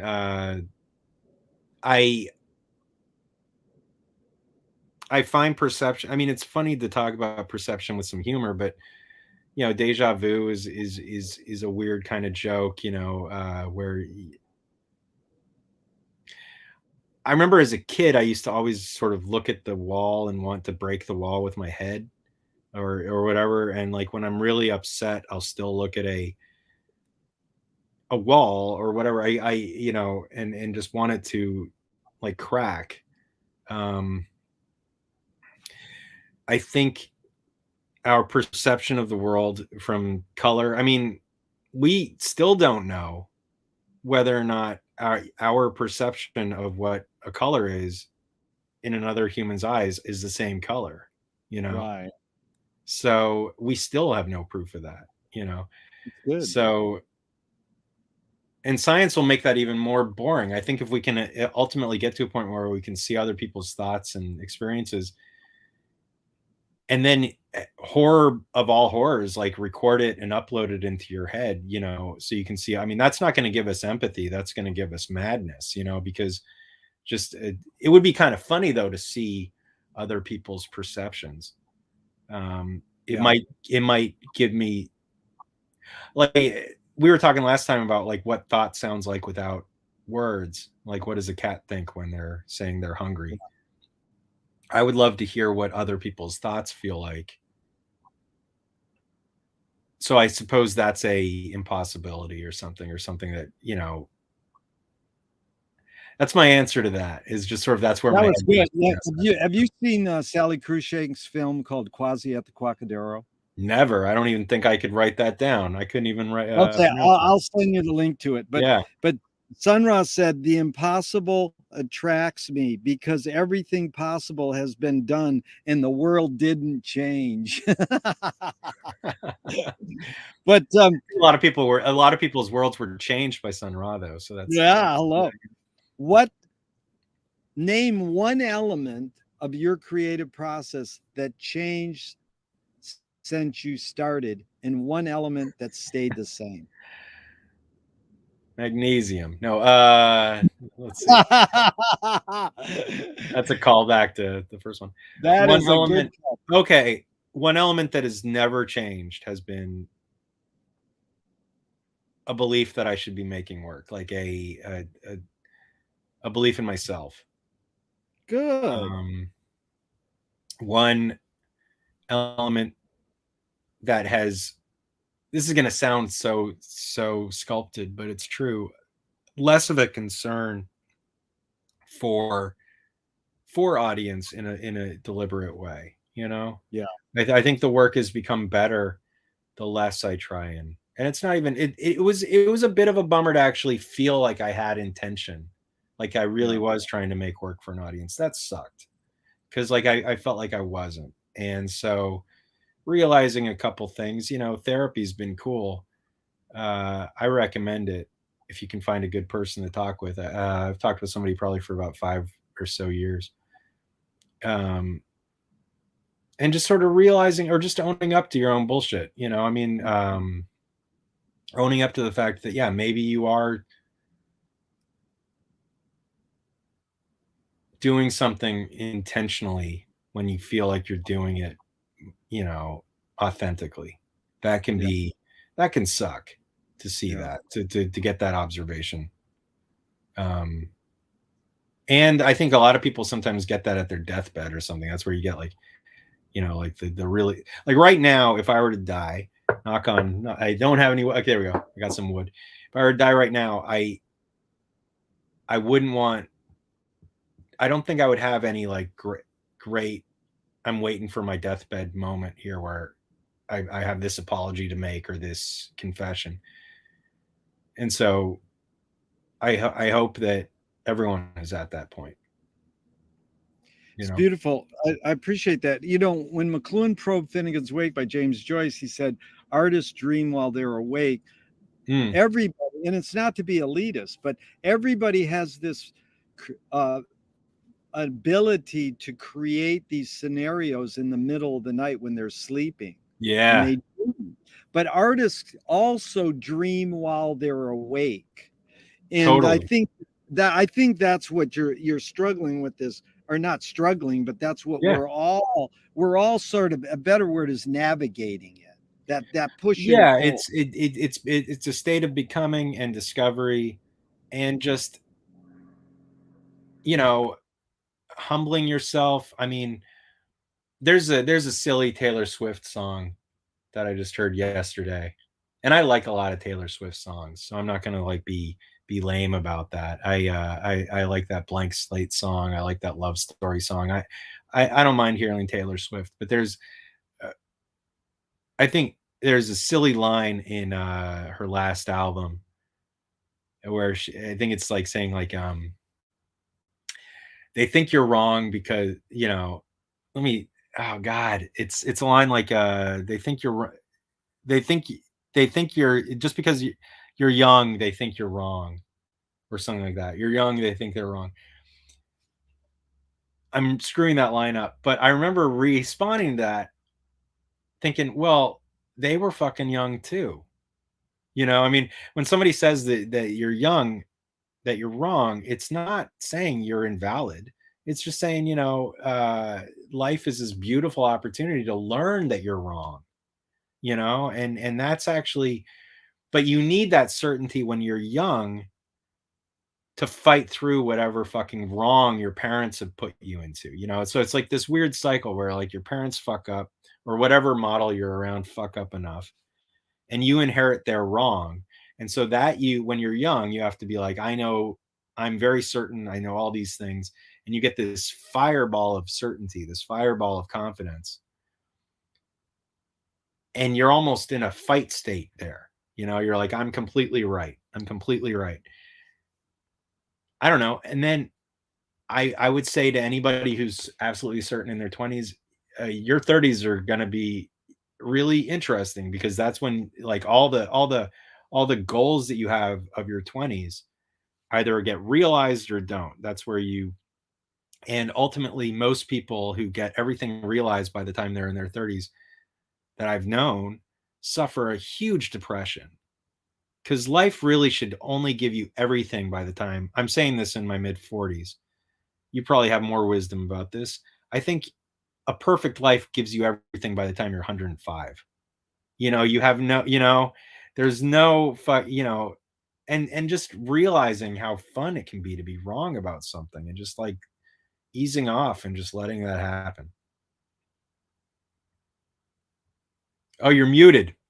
Oh, sorry. The back to the parents was Zappa made an anti-speed radio commercial once. Oh, Get Off. I have it. The Get Off. Yeah. It's amazing. Amazing. Don't do speed, it'll turn you into your parents. And it's like anything. Don't do alcohol, it'll turn you into your parents, anything. But by the way, I think Zappa chain smoking for some like 70 years kind of underdoes any of his anti-drug sentiments, but that's just exactly. It was 50 years. He only lived till 53. Dude. Good grief. Or 52. And he smoked basically probably 35, 40 years. Yeah. And he was challenged on it once. He said, well, you're anti-drug. What about cigarettes? He goes, I consider this food. So smoking, he considered it food and caffeine. He was caffeine addicted and cigarette addicted. So so don't do speed. Yeah, it would turn into but don't do speed as he's gulping caffeine and nicotine. Yeah. Right. Yeah. And that's what he taught me. Embrace contradiction. You know? Good out. You gotta, how about this line? You gotta love the cops as they beat the shit out of you on the street. You know, he's mocking Zen, but he's in essence saying something that is contradictory. And don't eat where the Huskies go. Yeah. Okay. Moshe Feldenkrais works with healing and movement. He says it's literally possible to identify a weakness and incorporate it to become a strength, rather than we're normally taught to overcome a weakness. Tell me a weakness you've turned into a strength. Ooh, great question. I don't want to be cheesy here, because time was what I was going to say. But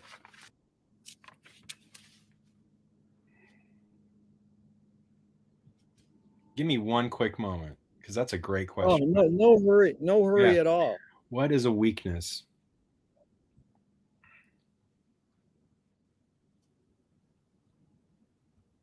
I suppose if I want to be really open to that question, it would be fear.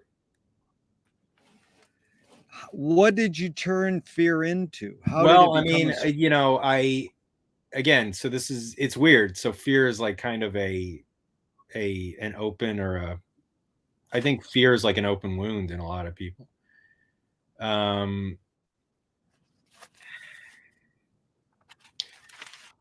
Oh gosh, that's such a great question, because I mean, like, you know, like John Lydon would say, like, anger is an energy or something, or Sex Pistols would say. Right. But I think um, that turned a weakness that got turned into a strength, I guess.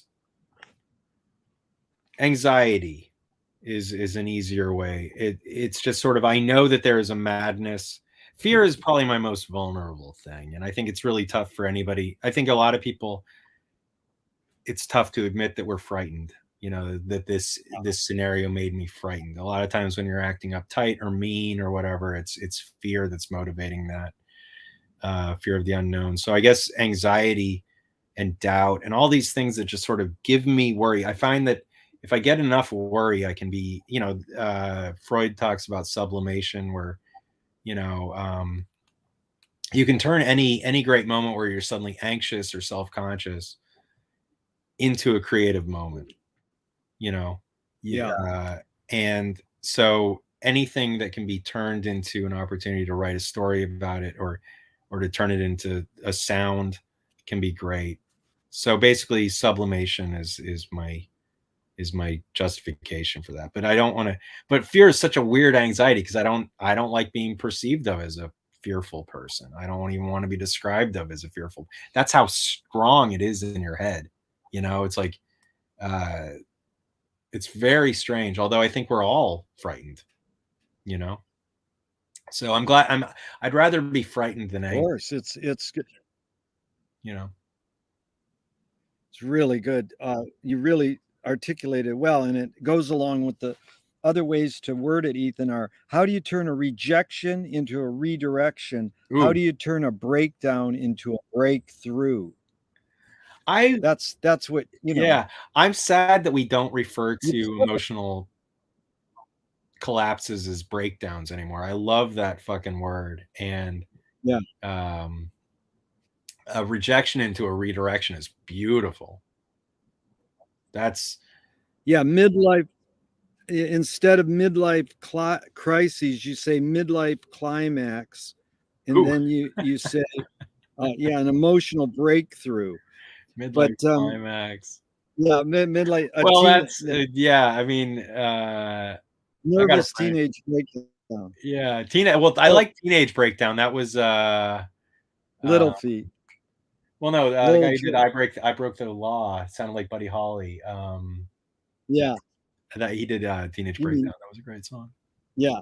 So if you were walking down the street today and you met yourself as a 12-year-old, what would you say to your 12-year-old self? It's going to be all right. Good. How do you find peace of mind?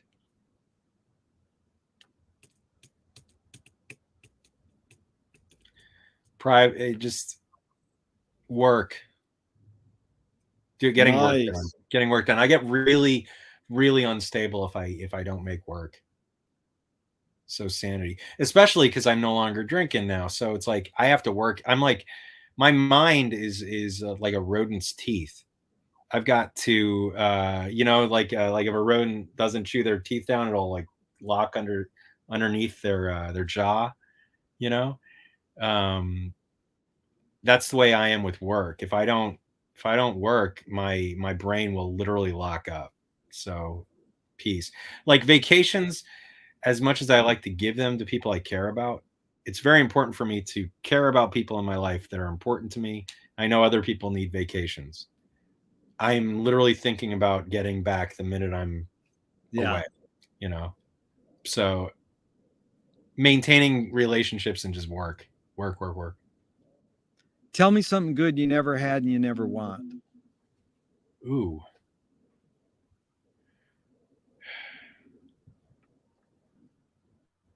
Never want.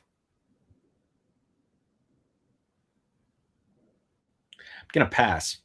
It's my first pass. That's all right. If you were in a vat of vomit up to your neck and someone threw a bag of shit at your face, what would you do? I'm going to say that that's actually my answer to the last question. The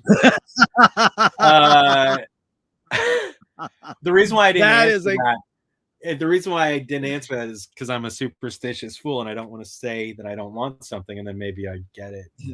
and I've spoiled it. But I know that my reaction would probably be laughter. I would be upset if I got angry, you know, because I would be. I mean, am I conscious through the Vadalov? That's good. If you're in a vat of vomit, someone throws a bag of shit at your face, you laugh. Vat That's of a vomit. good. Okay. Yeah. Okay, vat of vomit. I thought it was vat of vomit. lava. So this is a survivable encounter. Vat of vomit. Yeah, vat of vomit up to your neck, and someone throw a bag of shit at your face. Actually, laughter's a good answer. I'm laughing right now. How bad can it get? I You mean, know, that's Mike a bad Kelly- day. That is a bad day. You know? Oh my God, we've lost you. Yeah. You know, Mike Kelly, the great artist, said he'd cry. Mike Kelly said if he was in a vat of vomit, someone threw a bag of shit at his face, what would you do? He said, cry. I wouldn't though. I mean, that's it. And then yeah, crying is like I mean, really you know, I think it would be I mean, it's a funny thing to unpack, at which, I mean, you might want to evaluate your decisions in life if you have somebody wanting to put you in a vat of vomit and throw shit at your face. You might consider your behavior, you know, you might consider like what you've said to people. That's the two great answers also were, I'd never be in a situation like that. No, I mean, it's like, how do you define a narcissist?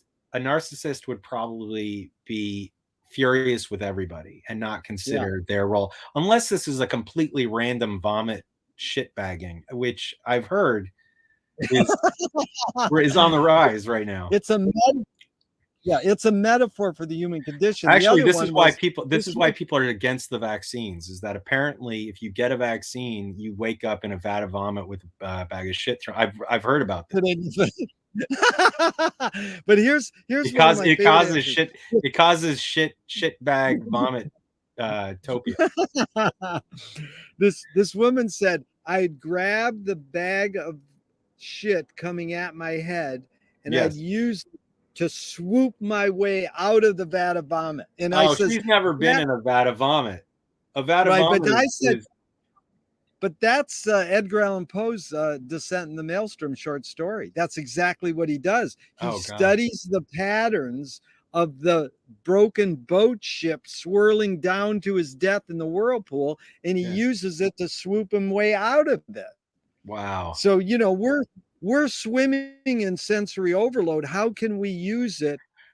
And we were talking we were talking last time about the prevalence of social media, like smoking, which is the way I view it, like cigarette smoke. We are in a bag of shit. Also, Edgar Allan Poe, I think it was Edgar Allan Poe's Telltale Bag of Vomit, where he heard the bag of vomit underneath the ground, but it actually was just his gut. His gut was talking, but he let out. That's what they say now. You think with your gut. You know that whole thing in health now. Trust your gut. If you take enough magnesium and turmeric, you can think with your gut better. That's so true. I've increased my dosage of magnesium. See, what are you doing? Oh, nice. You got some avocados in there? Oh, excellent. Excellent. Okay. Ethan, I'm going to ask you one more and close out because I have to run, but we can consider part 3 and 4 in the future, indeed, because this has really been fun. And I certainly like to talk. I think so. I love it. It's more like we're psychoanalyzing the questions themselves, both of ourselves. And do we want to jump? How about this? What is your very last question that you ask at the end? Or is that like, here's what I'll tell you. The very last question I asked you last time, what gives you the most optimism? But the key question to my whole interview is this coming up. So it really pinnacles at this, and then I sort of add on the other end ones. Okay, great. So Joseph Beuys, the great artist, said, make the secrets productive. Lou Welsh, Lou Welsh is a great beat poet who is also an ad man. And just a side comment, you know what? How's this for beat poetry? He invented the line, Raid kills bugs dead. I mean, talk about less. He invented Wow. that line as an ad man, but he was a great poet. He hung out with Carrie Snyder and all the beats. Lou Yeah. Welsh said, guard the secrets, constantly reveal them. But it was Ooh, Thornton. dude, hold on. That's great. Yeah, I'll send all three of Yeah, these yeah, to you. yeah. But I like to write stuff down as I hear it. No, that's good. Yeah. Guard the secrets, constantly reveal them. Oh, you know what's weird is I wrote guard your secrets, but guard the Yeah. secrets, constantly reveal them. That's Yeah. interesting. Well, Okay. it's all of this. All three of these have the word "the secret" before it. But listen to how I flipped this last one. Oh, wait. So it's make the secrets productive or make your Yep. secrets? Nope. Joseph Boys is make the secrets productive. I wanna point something out. Yeah. I wrote make the secrets make your secrets, and I wrote guard your secrets in both times. Yeah, And no, then, it's very interesting yeah, because it's you're anticipating how I flipped the third one. Now listen to this. yeah. Thornton Wilder. Art is confession. Art is the secret told, but art is not only the desire to tell one secret, it's the desire to tell it and hide it at the same time. Wow. That's a heavy, everybody blows out on that one. Then what do I say? I say, Ethan, you've Yeah. laid your cards on the table for over 90 minutes. True. Many 90 minutes here.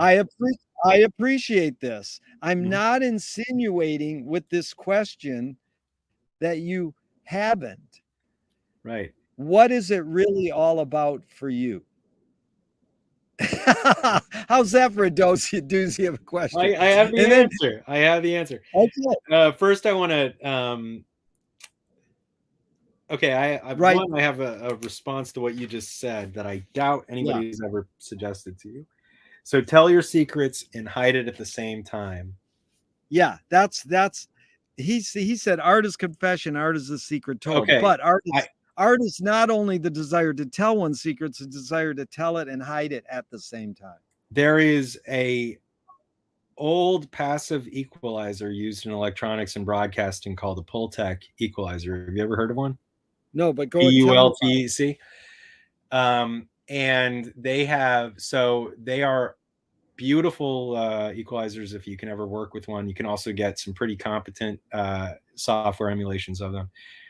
They only work on one frequency band or at a time, which I'm pointing out. Like the Pulltech mid-range frequencer equalizer allows you to say work in like the 5K band exclusively for just that one dial. You know, you can dip something at the same time with one dial. You can make like the 5K frequency go down, but you can also, because of how crude the design is, select another dial for 5K and boost it. And what engineers found was interesting. It's called the Pulltech Trick, and it has shaped my perception of that statement of you can hide and reveal at the same time. Because, for example, when I record with a close mic, I have kind of a whistling S, kind of a whistling S. That's right at 4,900 or 5,000. So I take a 5K Pulltech, put that on, for anybody listening to this will make sense in a moment. So I take it to 5K, I dip that, I take the S out, suddenly I'm lisping. I'm lisping too much because I pulled the S out. I'm doing a lisp. So with a Pulltech, if you pull that 5K out, then you take another dial, you put it to 5K, you boost it. What it does is those bands don't totally overwrite. So you get kind of a knife shear of both a S that is reduced and an S that is boosted at the same time. And you get a impossible artifact that both removes and reveals simultaneously. And the reason is because of how crude the circuitry was. They're not perfectly overlapping. So it's both boosting and reducing at the same time. And I love that idea in terms of show and reveal, like creatively. You know, Rauschenberg, I guess, would make those amazing collages, and then, or Boys, I think, even did. I love that you mentioned, this is the first time I've heard Joseph Boys uttered as a reference ever, since like 1995, when I remember his there was something about Joseph Boys. I love him. I think he painted with blood or something too, or some weird ass. He was very did a lot of things. He lived with the coyote. He's covered himself in a lot of things. He would answer that vomit and shit question really well. He also wrote another chapter to Finnegan's Wake. He goes, I can do this. Yeah, no, Joseph Boys is great, but he did think like Hitler had some good ideas or something. Wasn't there like some weird? I don't know about that. I don't want to disparage Joseph. I doubt that very much. He was a totally right on political guy, but we'll study him further. Yeah. So the question is, what is it really all about for you? What is it really all about? I mean, that's such a great. Maybe we want to make that my last question, unless you want to do a 3 and 4, because no, that's the last question, but you could always go, let me think about that, and we'll do that. No, because I have an answer, and I want to. Okay, go for it. So if I die, I mean, carbon, our bodies are made of carbon. So even if we, and we're going to die, no matter how long we keep it up, our parts will fall apart, you know. If and when I die, I know already my last words are going to be either, damn, I didn't have enough time, or ideally, here we go. You know, I hope to get to a point where I die where I'm like, let's go, let's do it, you know, find it out. I think that is, not knowing what death is what drives us to be alive. And so the damn, I right now, if I were, you know, that would be a bummer. I feel I have goals that that I feel are moral and good, and also contributing. And so I've got a couple of goals. And if I get those done, then I can just enjoy. Yeah. You know, just enjoy. Like Paul died, and I know that he was probably, despite his I put him at agnostic. I know he wants to call himself atheist, but I think he probably was like, here we go. Let's see what this is about. Oh yeah. So I think you want to get to a point where you're like, here we go, let's do it. You know, I've told everyone I love them. I have made work that maybe is of a certain permanence that other people can, like Abby Hoffman. Never knew Abby, but I have had a very intimate experience reading his writing. No. You know, I'm certain Abby and I are friends because of the strength of his work. The vividness of that. So that's an idea of what making permanent work is. You know, like that thing is just going to like keep on, and not steal this book, but like Revolution for the hell of it, and all the writing he did before that. I think, yeah. So that's sort of like the Bob Dylan talks about like the contract he has, and that's why he's going to be touring until he dies. You know, the agreement. I think. So yeah, so what's it all about is getting to a point where you die and you just go, here we go. Let's see what this is about. And right now it's just continuing to just, like, I don't want to get sick to the point. There's this, I was about to say, and there's this cliche that somebody gets like a life-threatening illness and suddenly they're like, oh, I suddenly am aware of like what a day feels like, how much time we have in the day, or like, look at that beautiful sun that you have right now hitting you. I would hate that you would have to get ill to not be able to be like, what a beautiful fucking moment this day is, you know?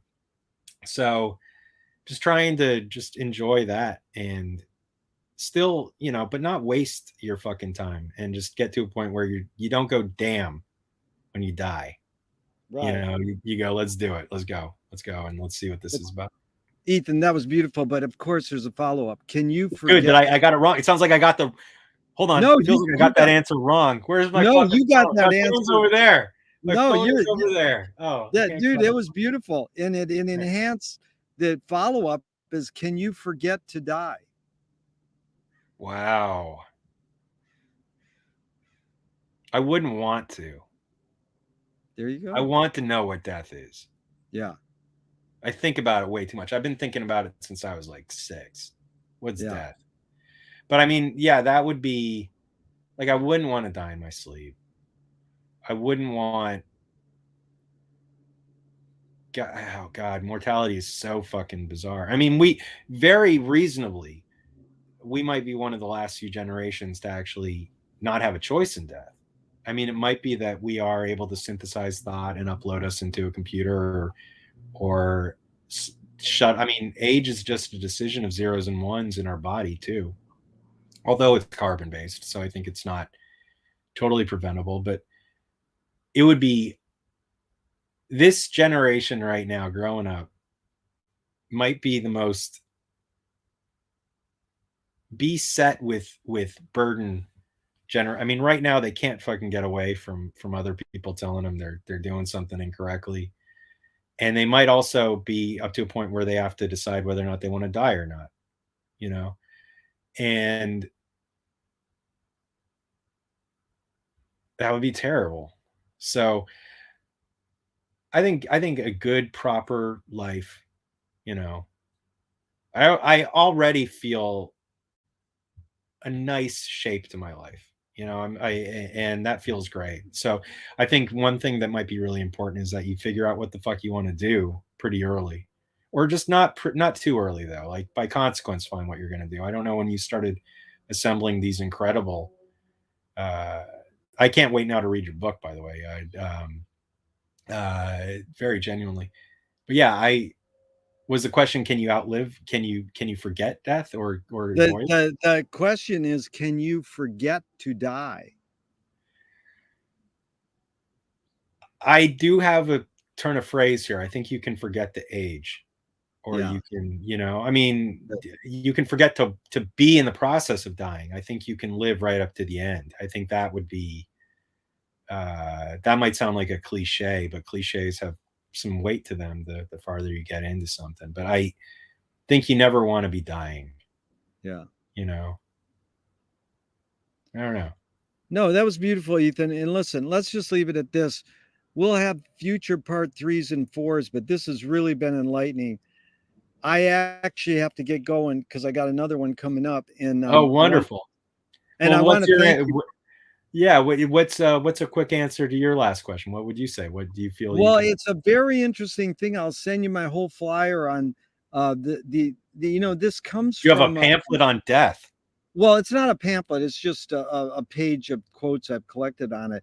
And I was really intrigued where that question came from, because Zizek repeats it, and I think Baudelaire repeats it, but it comes from a folk song, an anonymous folk song from way back. And you know, it's in regards to Finnegan's Wake. The guy dies. He's in a casket. In the Irish tradition is to party, so they're partying in the room with the open casket, and the whiskey bottle goes flying across the room and lands next to the dead man's mouth and drips some whiskey drops into his mouth. And whiskey means the water of life, and he comes back to life. And everybody goes, you can't come back to life, you're dead. You know, you're dead. So we don't know. I'll say the thing is they asked McLuhan, will there ever be silence? He says things don't exist on their own, they exist in relationship. Yeah, I mean, radio never dies. You know, radio just keeps on That's beautiful. I am totally into your intrigue into radio, because I'm a big radio person too.